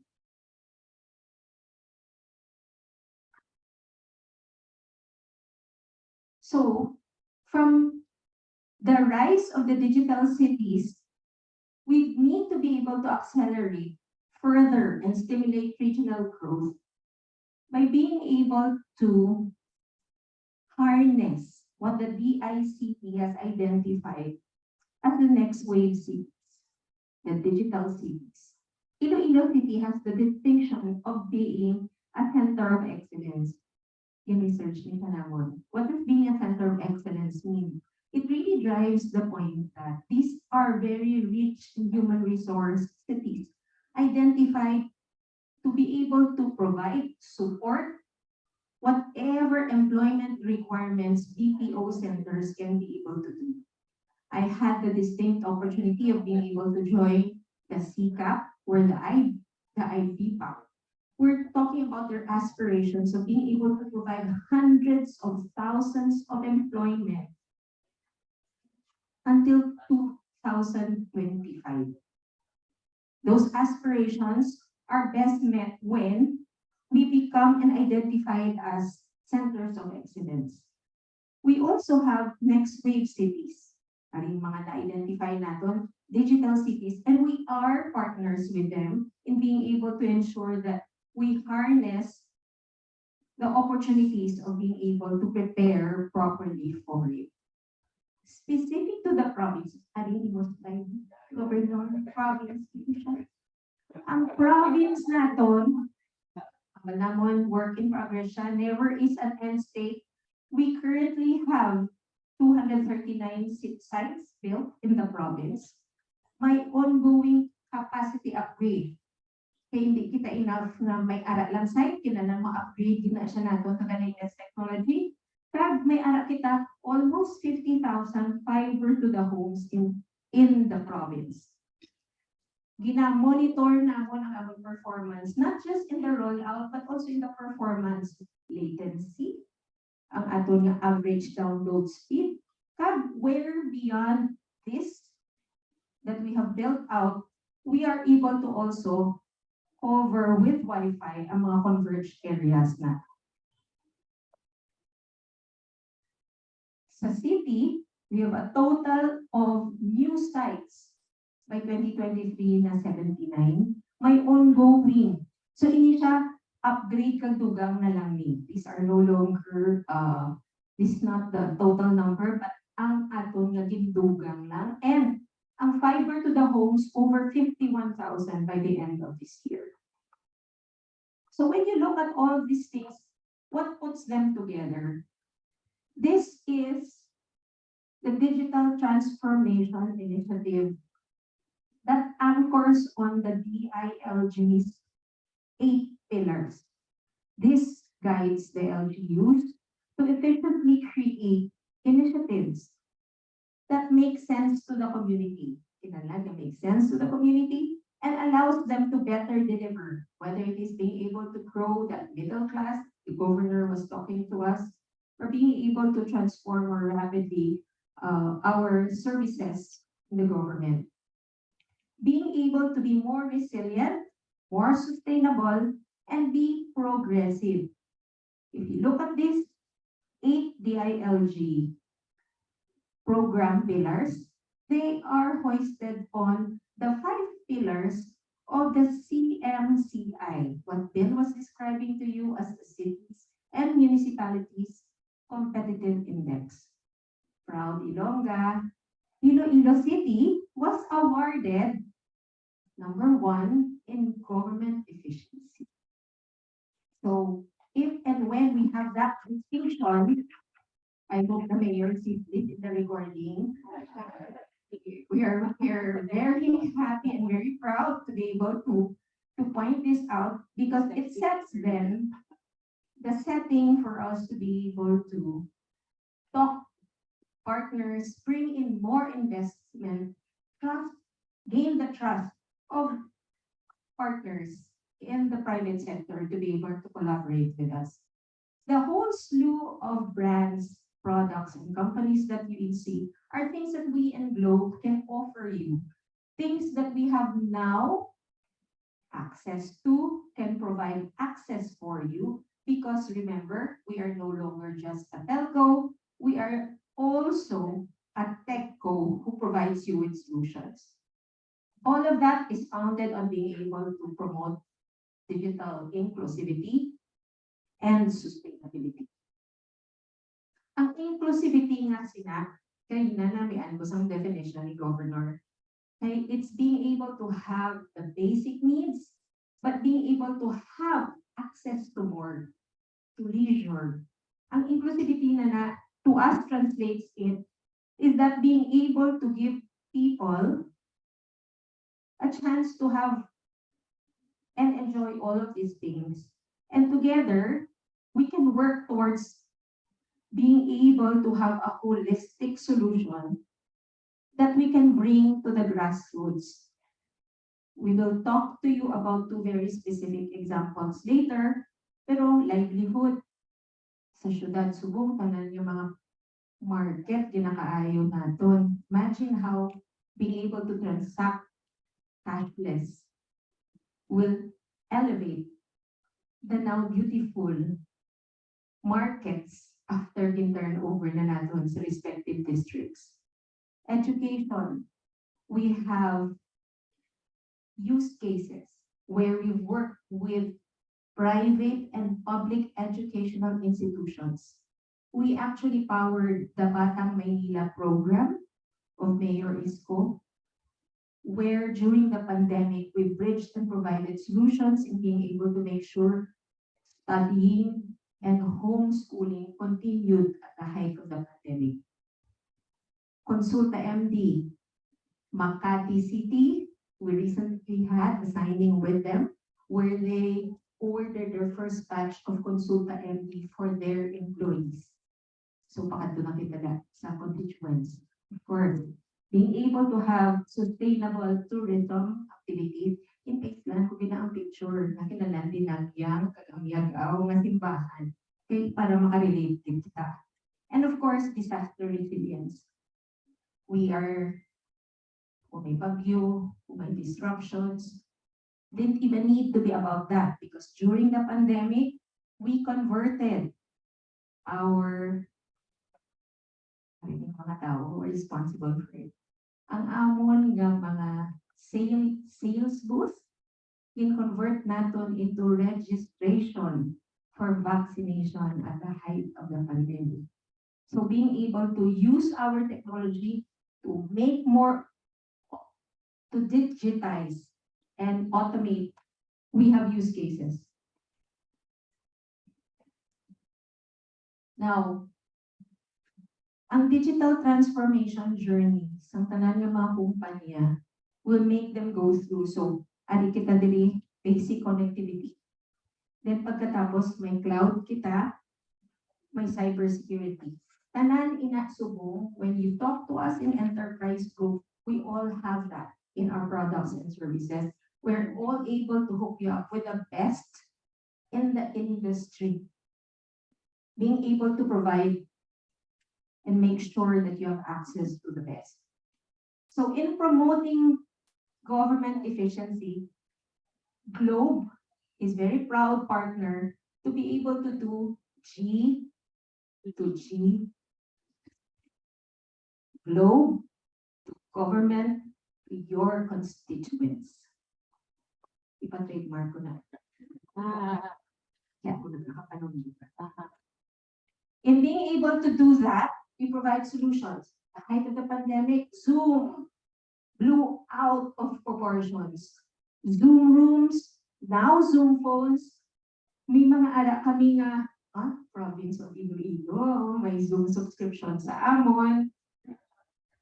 Government being able to enable the government to deliver efficiency, being able to have platforms, being able to do that. Sustainability, let's go paperless. Cebu City has a DocuSign subscription sa amon. Those are things that we can help power. Cebu City also has subscriptions on cloud, and so does the province of Davao. Data centers. The ICT is on a Globe data center. And in the intent of being able to make more efficient and automate, we are currently working on the business permit, wink wink Velma, licensing of Bacolod. Ikaw next. And then of course, constituents. We have platforms, technology to be able to speed up how you get to reach your constituents. Being able to make connectivity kami, di pala, very basic. Being able to shorten the gap between you and your constituents. We have text blast. We have ISMS. Ang mga nabato nyo na, for example, ng mga SMS para mag-validate kami na ang nag-power. So land bank, for example, if in fact there is an OTP, those services come from us.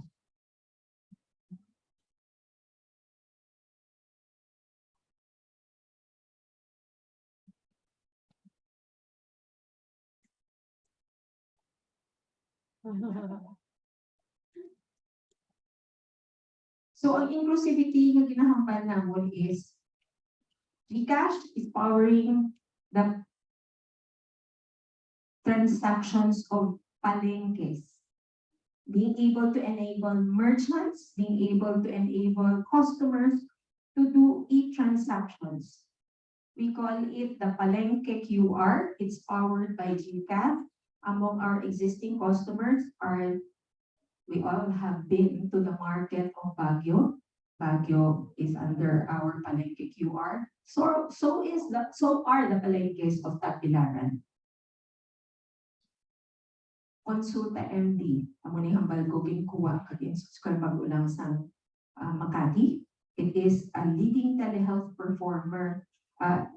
telehealth provider, and we have partnered now in being able to provide free online consultation for their employees for over 150 recipients.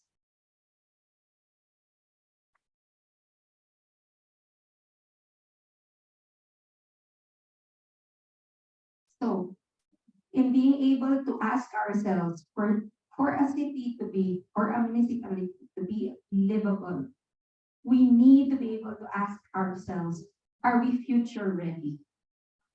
We are here to help enable you towards your digital transformation in whatever state or stage you find yourself.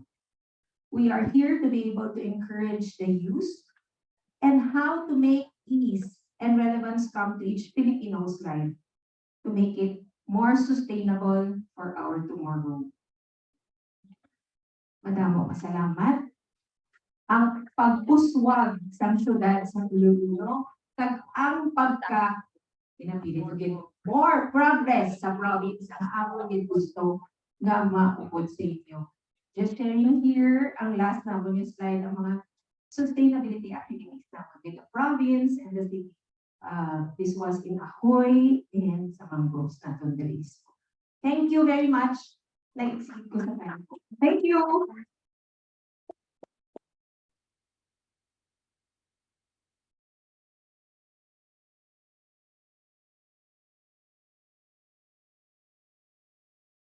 Thank you very much to all our speakers.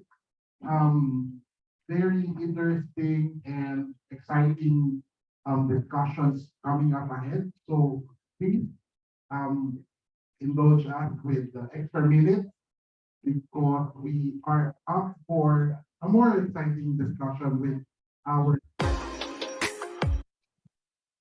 we are setting up for our final discussion.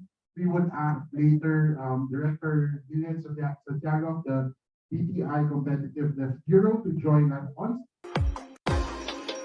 Director flew in from Manila to IloIlo just to be with us and knowing how important this is for the city, for the province, as we are working on the pag-uswag and more progress of IloIlo City and the province with, as Governor said, the 42 municipalities and one component city. So Director Lilian Salonga of the DTI was former director of the DTI Consumer Protection and Advocacy Bureau. And also, she was the OIC Executive Director of the SIA, or the Construction Industry Authority of the Philippines. Now, may I again call our speakers, Ms. Tanya, Governor Hart, Engineer Terence, and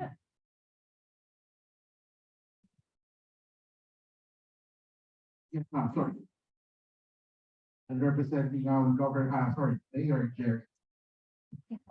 So again, please indulge us with your extra time as we have our panel session.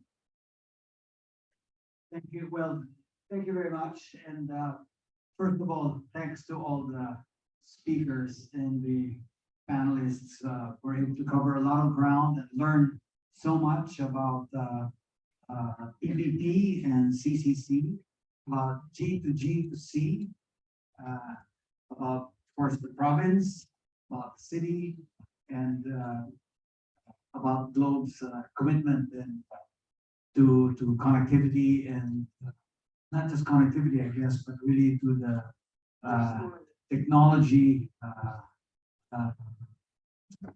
support that it can give across so many fronts.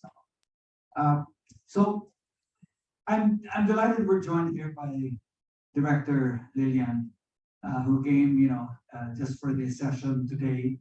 And CMCI has been mentioned a number of times, and how I'm happy to see that even the 5 pillars of the CMCI went into the plan, for Globe to look at a connected IloIlo. So let me ask Director Lillian, you run the CMCI, and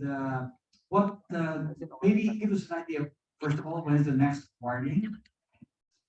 I know we don't know the results yet, but when is the next awarding?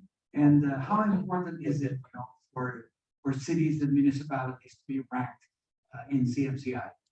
Yes, thank you, Sir Bill. I think this is also an important opportunity to inform everybody, particularly on the program that has been running for 11 years now. We have 99.9% participation of 1,683 LGUs across the country. It's only one LGU remaining that has not participated.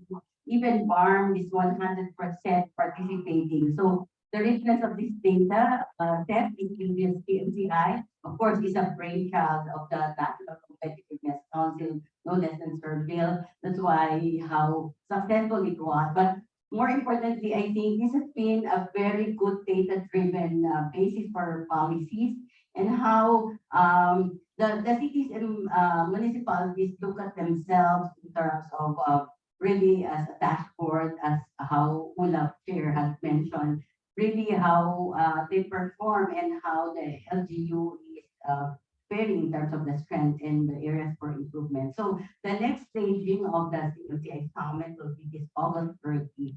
Hopefully, you will be seeing more executives, particularly from Region 6.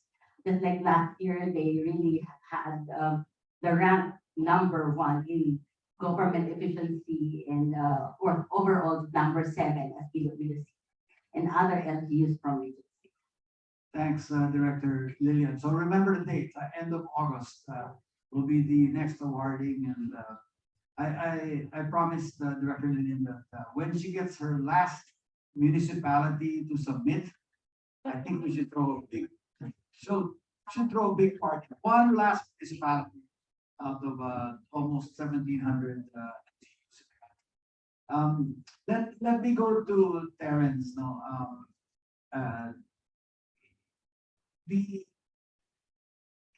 What do you see as kind of moving forward, the kind of requirements that you would want, let's say on the connectivity side? So Manny was talking about, the support they're going to give. So Terence, maybe you could tell us, give us an expectation. What does the business community expect and look for in terms of connectivity to make your businesses, to drive your business?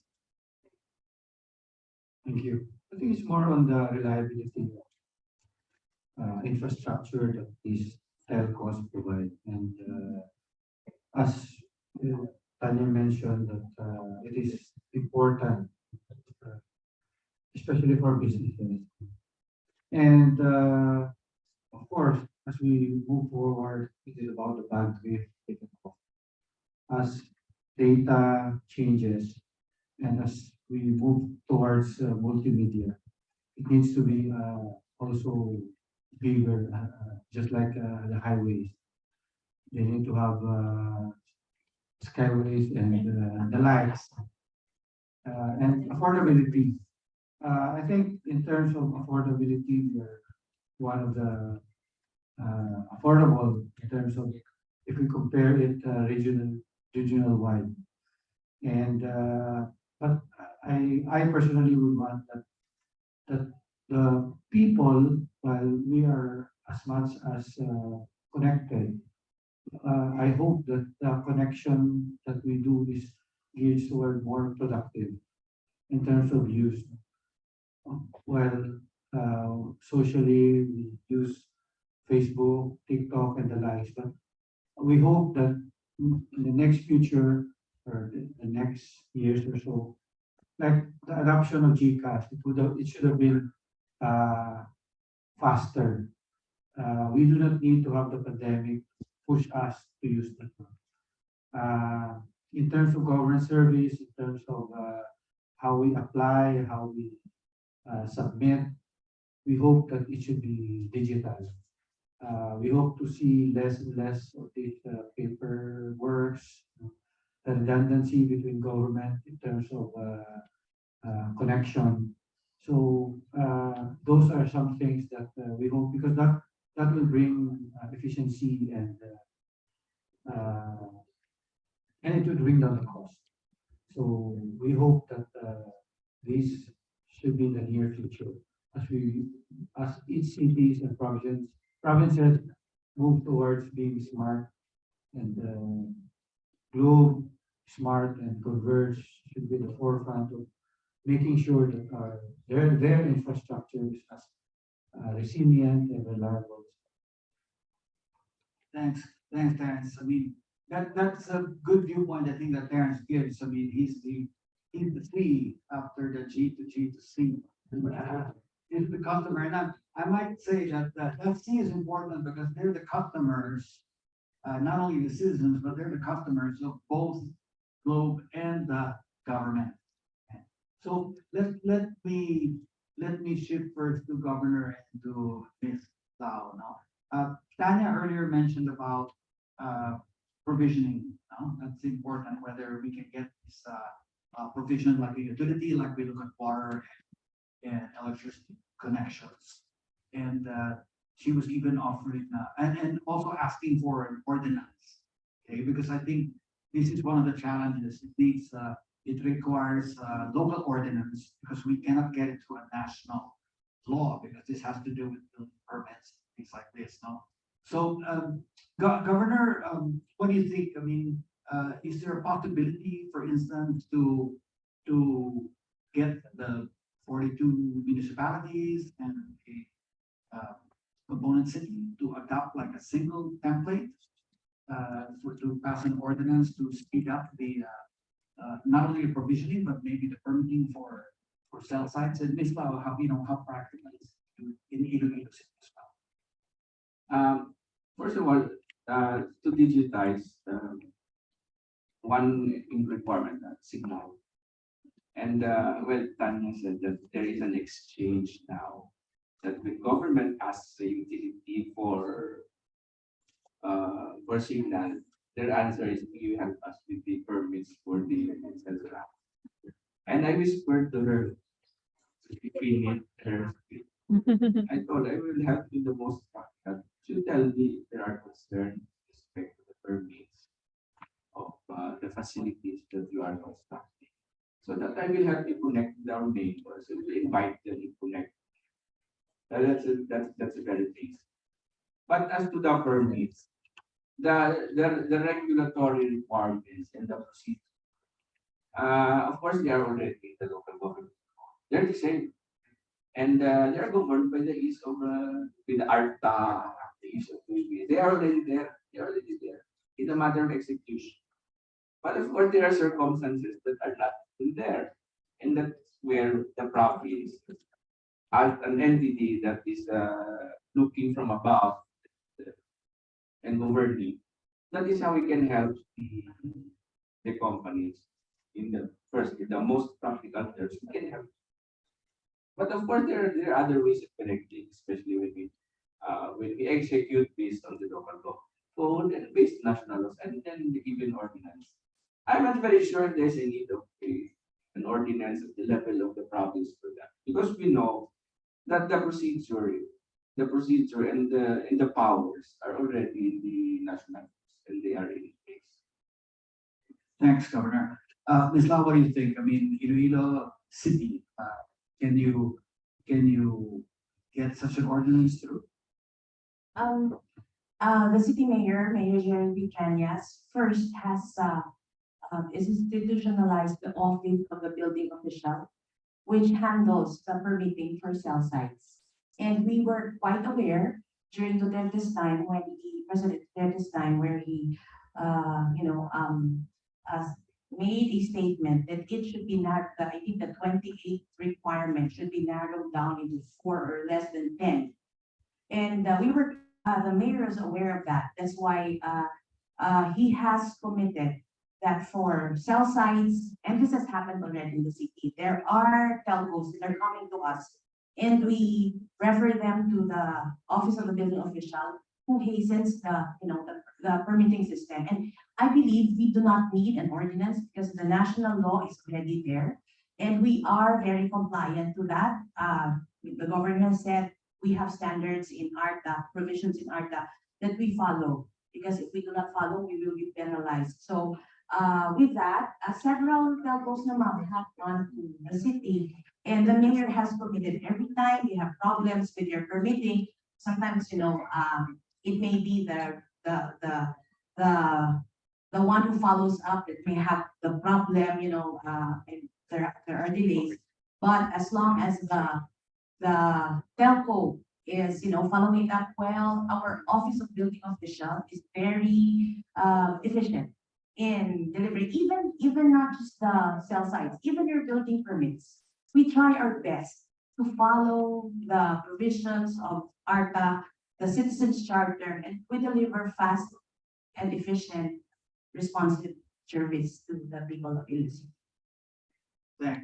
Thank you. Yeah, I can remember when we started this discussion many years ago on permits.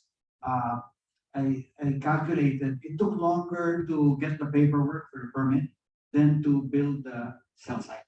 Right? It did. It took about 8 months to get the permit. The cell site, I'm sure you can build that a few months, 3 months, I think.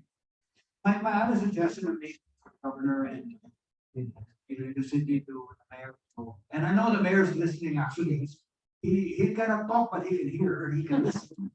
So he decided to watch us on Zoom today. So good afternoon, Mayor. Thank you for joining us and for all your support. But one of the thoughts I always, suggestions I always gave is if there could be batch processing, because the permit is per cell site. But if you're building a bunch of cell sites all in the same area, all at the same time, is it possible to have a single permit, a single application apply to as many sites that you're going to build in that period of time? Is that a practical solution? I'm not very sure, because again, from experience, the province, we don't regulate business that pertains to the municipality. But I am not very sure. Speaking in more concrete terms, maybe Mayor Luigi can answer. Like do permits for cell sites coming bunches, of course, it will depend on the number. At any given time, how many permits is pending for the municipality? I think we have to start there. But the question, can we deal with them in budget? Maybe, depending on how they come. But again, the process is in place, and it's a matter of execution. And we just be mindful of the circumstances, the practical considerations surrounding it. Because that we can level off we can have level off with our neighbors, our local government, so that we can make the process faster. Thank you, Governor. Is that possible in the city by batch? We have not experienced, a bunch of applications all at once. I think they come one by one, one at a time. And then there might be some implications on requirements on, for example, environmental certificate or maybe zoning. So they cannot be processed all at once because you put cell sites in different areas. So I think that's one consideration. In actual practice, when a permit comes, your period under the ARTA starts to run. So that's why I think we have to be the time. Okay, so earlier Tanya was saying that us, the users, as we use more apps, we get more data hungry. Right? Let me go back to Director Lillian, because now that you have put, it's one of your criteria now of CMCI, right? So maybe you could tell us, what are you looking for in the indicators for CMCI? Are you looking for the number of cell sites or the ratio of cell sites to population, or are you measuring speed? Things like this. What data are you asking from each LGU, municipality and city in the country to give your score? Yes, actually, the same manner that we do for other indicators by pillars. This is under the innovation pillar that we recently introduced. Of course, the emerging technologies and trends are there, as well as the IT, the STEM, but really for the internet speed, we look at the number of cell sites in that LGU. And of course, as to the compliance still on government efficiency, for instance, of course, we're looking at the ARTA compliance and all of these things are, these indicators are given equal weights as you really are aware of.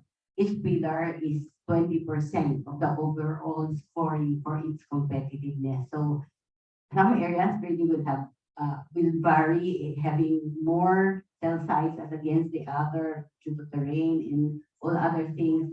But of course, more importantly, the ease of doing business complements in terms of putting out the number of cell sites. Yeah, please go ahead. I have something in mind. Sure, go ahead. Um, I don't know if because in our experience, the province, where signal is a challenge. Let me illustrate to you a practical situation. We have an application called the Provincial Agriculture Information System. That is a platform for agriculture. It is supposed to be a platform for agricultural production at the barangay level. You can monitor production, you can monitor harvest, supply, real time, and you are supposed to be able to connect them to the market at real time. But you cannot proceed without signal. Hardware is not a problem. Signal is a problem. But I understand, you know why. The private sector and the government decide in different ways. The private sector, and I think this is a gap, you can correct me. This is a gap. Because the private sector will not put up business if there is no market, there is no competition. Let me give you an illustration. A power company, utility, will not put up electric posts and the wiring connections to the mountainous barangays because there are no customers. Iba lugi sila dyan. Kaya puro ka lang dyan ang tawag dyan. Diba? Losses ka lang, systems loss ka lang dyan kasi walang konsumidor. Ganon din sa iba. That same is true with other businesses. We will not venture there if there is no market. But we in government, and we're supposed to decide in a different manner. We should be committed to civil infrastructure and utilities. Because that is our obligation. We don't decide based on the market. We are not market driven. We are being driven by our big obligation and mandate. The private sector is market driven. So that is where we should I don't know if you call it anything gap. Why would I put up a fiber optic mesh there? I have no customers there. So how do you keep the bar? How do you break the impasse? Yeah, no, that's about it. That you're entirely correct, that's a very good illustration. Let me go to Terrence then, because I mean, ILED precisely was designed to, I guess, I'm assuming, discuss an issue like that. How do you, because your decision making, as you mentioned here, is you kind of stay out of each other's way, and you have your own, you recognize your own, I guess, different metrics for making a decision, but jointly you still are able to promote moving in a single direction. How do you resolve an issue? Not specifically on the. Not necessarily connectivity, but I mean, meeting a market demand for the private sector versus just meeting a social obligation of the government. I think we are more on pushing for infrastructure to be put in place in terms of how the city and the province will progress. Like when we had a power crisis before, we put the baseline plan, we're pushing for improvements in irrigation, that's why we push the allocation. But those are all discussions that have been made between the city and the province, especially the government, the mayor, who sits in the board of island. And we all move in the same direction. When we also had that, when there's a demand for office spaces, we sat down with developers, discussed with them the need, there's a need for this and that. One developer has fast tracked its development of office building precisely because there was a demand. So those are something that I think help fast track the decision process also of each and every investments because we know or they know where the direction of both the city and the province are. We are pushing for international visits of the shipping containers because we believe that the city and the province would need that if we want to be on the next level. We have a lot of business that is costing us more because of the transshipments. So I think the first foreign ship is going to arrive July 17. So that is something that we look forward to because it has long been overdue. And also shipping lines realized it when the last typhoon hit Cebu and they were stuck with nowhere to berth. So, and that is a golden opportunity for province and the city to be at the forefront that we need something. And I think one thing is the trust that both the city and the province has when it comes to directions with the private sector, and that is very important. Thanks. I know we're running a little bit over time, but I just want to one last quick question for the participants. Let me start, Tanya, with you. Just on the whole topic of enhancing, what are your last words on what to do about enhancing livability and creating an intelligent community here in what are your thoughts and how would you like to go about it?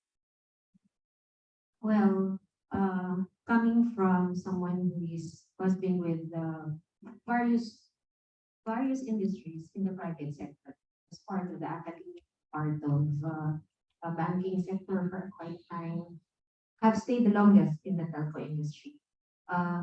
I think very important is being able to have very good partners, whether they are in other government agencies, local government units. Like when I look at how the city and the province collaborates, they don't operate in silos. It's very reinforcing when you see the government, the governor and the mayor work together, because it signals and it sends to all those who want to invest in Iloilo City that partnership is valued in a place like Iloilo province or Iloilo City. So being able to find the right partners to collaborate with is very important.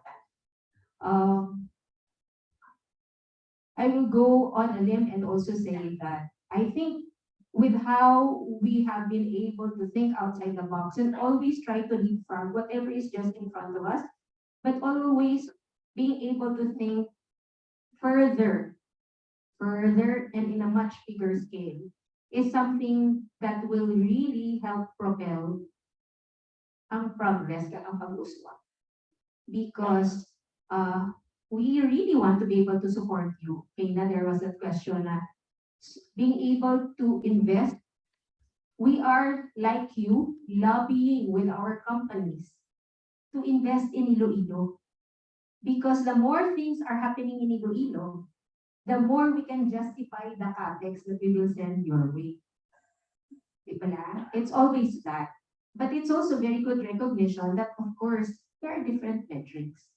And so if and when, one of the things that I'm very, very excited being able to see when I read social media posts of the city government or the provincial government saying that there are new partners, whether they're coming in with sustainable vehicles or whether we're partnering with new developers investing in, it's always exciting to see that because then I go back to that ecosystem is built. And when that ecosystem is fed and it's built, it will just grow with the right partners, with that right attitude of being able to work with partners.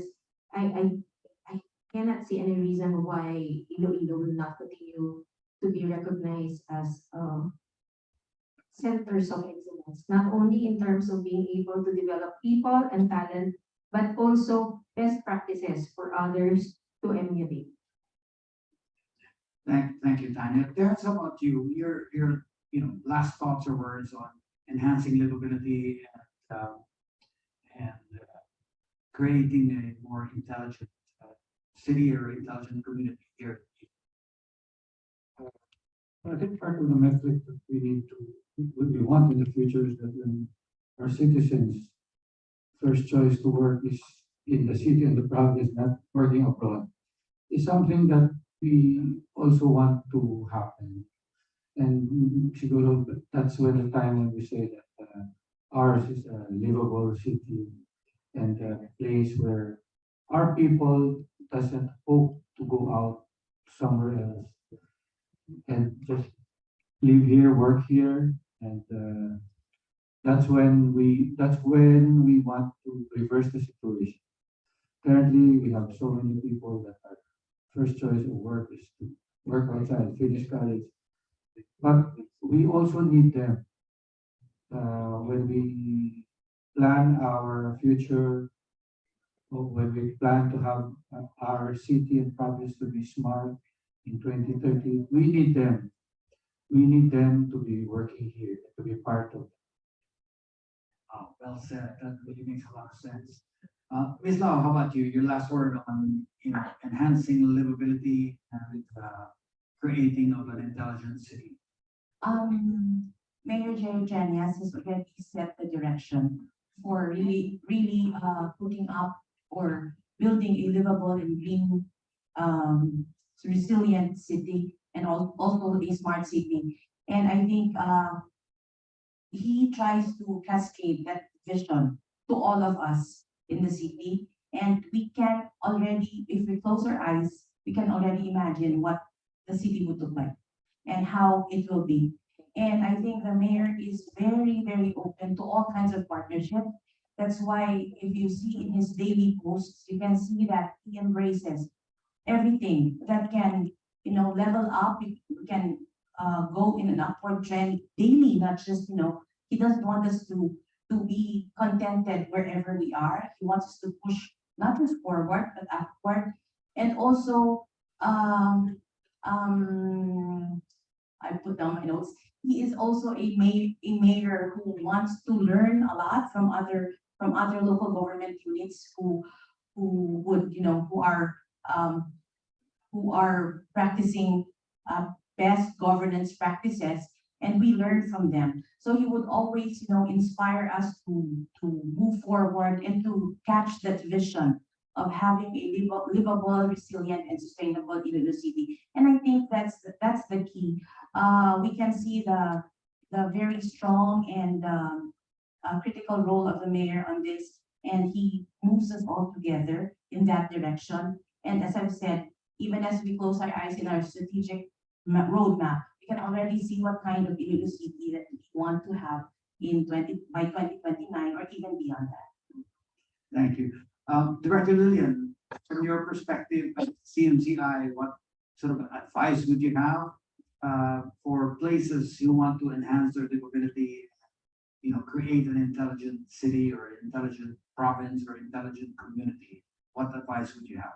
Yes, of course, from the lens of CMCI, we always believe that a country can only be competitive in the nation's competitiveness is always hinged on local competitiveness, and that the livability of and the sustainability of such place, a city or whether a municipality will really enhance not only the quality of life of every Filipino, but of course, being able to have more alternatives where to stay and where investments can come in. These are really things that will make our country even more competitive as a nation. Thanks, Director Lilian. And Governor, I mean, you cover a lot of ground, and I know you don't regulate businesses, but how do you see yourself trying to push the entire province, enhance livability and create intelligent products? Well, relevant to what we are doing now, or relevant to this forum, from the standpoint of the province of Philippines, we pursue livability, starting with the fulfillment of our basic obligation, and that is providing for the fundamentals. As I mentioned earlier, water, electricity, road connectivity, telecoms or internet connectivity or digitization. It can be more. But the good news about that is that we can pursue that and provide that to the private sector. And we are looking forward to more collaboration with the private sector and the globe in making that happen, in providing the fundamentals so that we can have a province or establish a community that can have people who can afford the basic necessities and spend foolishly. So that is how we view that is livability from the standpoint of the province. Thank you, Governor. Yes, yeah, one last thing. As you have seen in the presentation earlier, so we would like to say that the Ilo City government, together with Mayor Kanyas, is really committed to provide, to create that enabling environment, not just for us, but for the businesses, to the people as well, so that your business and investment will grow and thrive in Ilo City. Thank you. Thanks. First, join me in thanking our panelists this afternoon.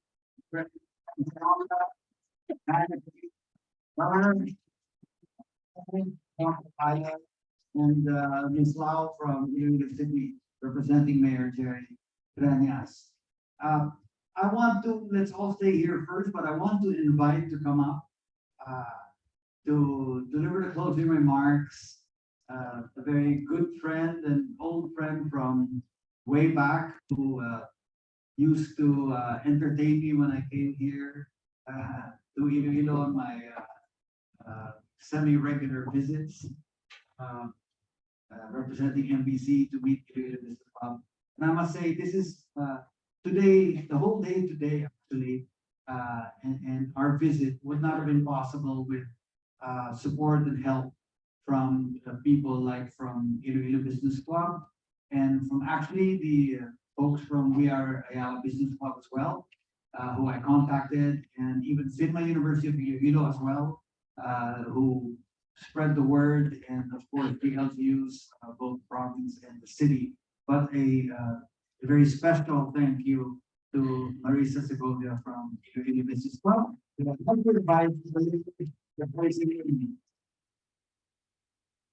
Thank you, Bill.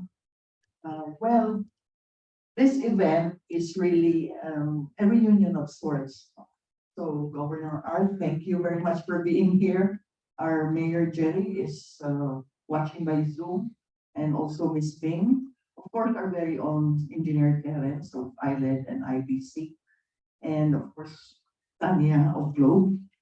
And personally, and both for IBC, we are happy and privileged to be supporting this event, being the first in the Philippines outside post after the pandemic. To me, it's relevant. You know, I've been a private sector representative since the time that the mayor was the mayor of the city during his first term. So you can imagine that I may look youthful, but I'm not that young anymore. And the journey of being with the business club and having Bill as mentor, and maybe putting depth, DEPTH, on the vision of the business club as not only being the center of activities and development, whether it's the province or the city. It's not only because that we want investments and outputs for ourselves as business person, but I guess we realize that to be at the peak of a development journey, we should be committed ourselves and share not only the vision and objectives of the LGU, whether it's the city or the province, but also what we as private sector reps, even if we are businessmen, bring to the table so that we collaboratively enjoy as a community the benefits of that power of two or power of whatever collaboration that we do. And I prepared a closing remarks, but it seemed to be redundant from all the taglines, all the visions and whatever. As I said, I guess I'm a longest serving private sector rep in the local level, in the provincial level, and even in the regional level. I think RD Kasim must be somewhere at the back. And hi, RD Jong. And it's not only about connecting stories, but for future generations, we have to have active private sector reps, because we can only have problem solving sessions if we engage both private and public. In the infrastructure committee, we have already had a focus group discussion about the utilities, the telcos. Now that you move on to being a tech company, and for example, we also have the concerns and the cell sites. It may not be cell sites only. And as governor says, that they're not an LGU. They have 42 LGUs, municipalities, and one city. It might be something else, and with ARTA here or whatever, can it be perhaps taxes for the local government that telcos can give or provide, or can the LGU, I don't know the budget, can the LGU provide, but it's a city, provide the space in the cell site structure and the tech companies lease, or so that government has income also. There are many, but I know we discover them along the lines. Even if we, Engineer Terence or Sir Terence, Trustee Terence and Chairman Terence of Island has mentioned about infrastructure. We continue to build infrastructures, and I think we're way beyond the time, maybe 10 years or 15 years ago. We have better infrastructure. We have more projects that will be finished, that they will start on being the priority project of President BBM. But we also have our challenges, and for some, we know them.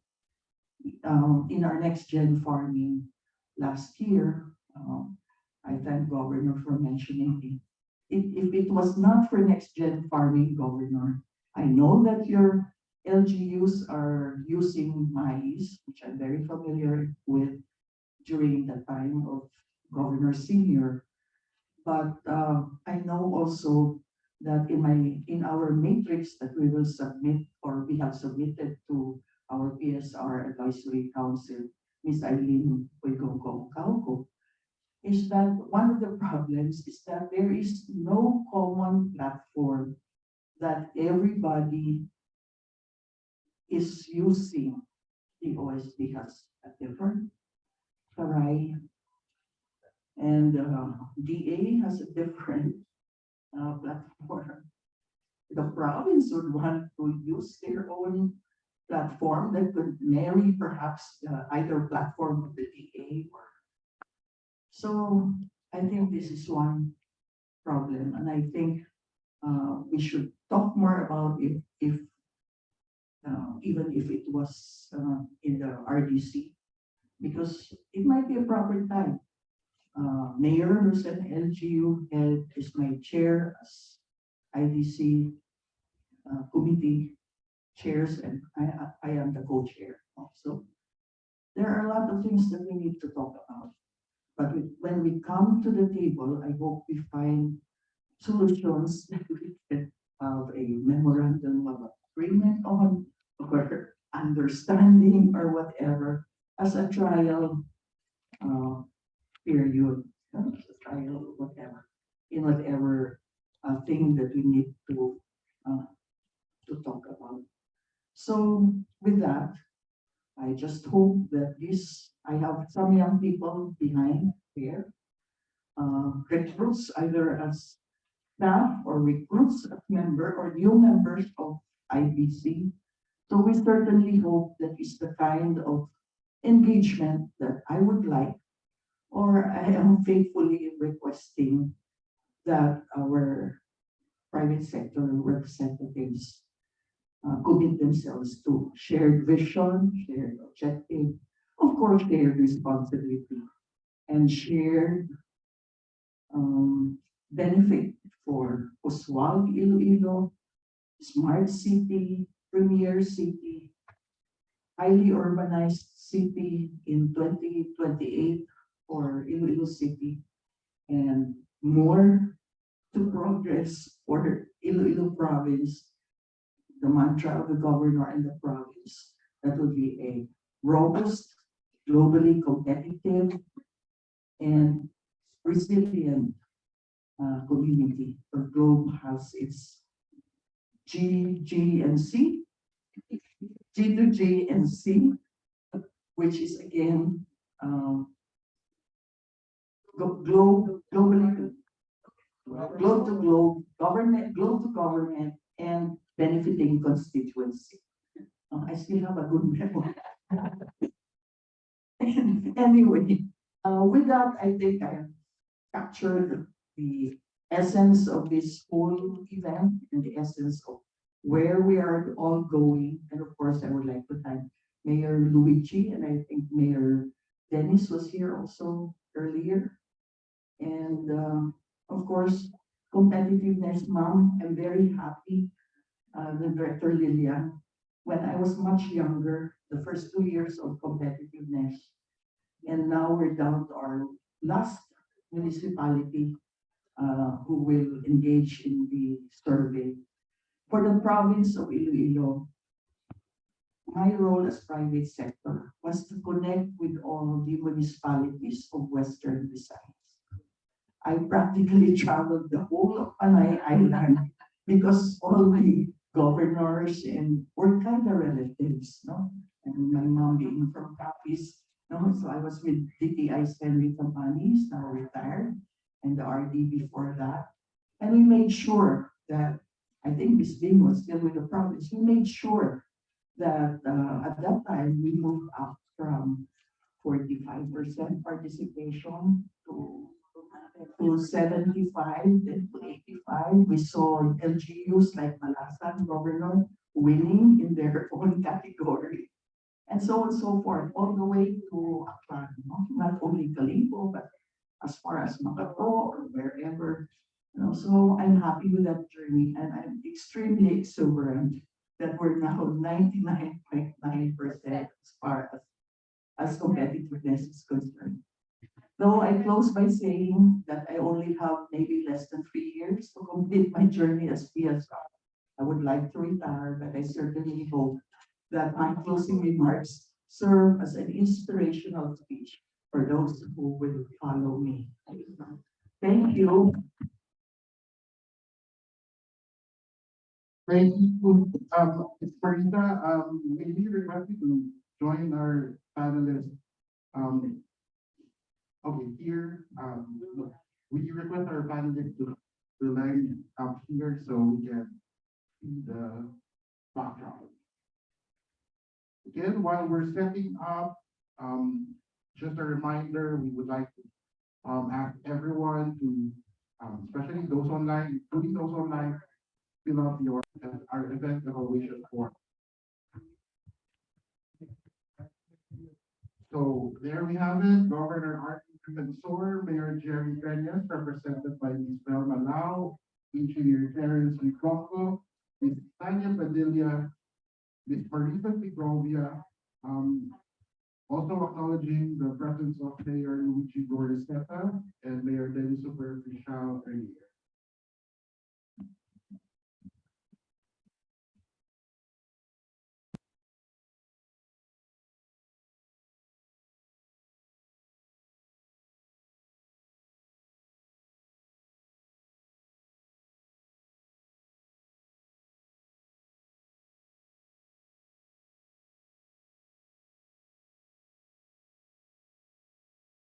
Okay, again, there you have it. Thank you very much.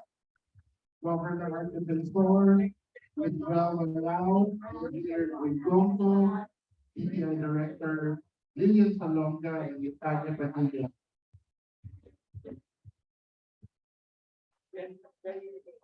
Oh, yeah. And to all our guests, refreshments and snacks are outside.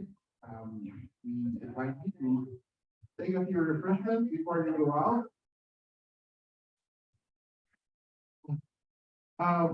Sorry,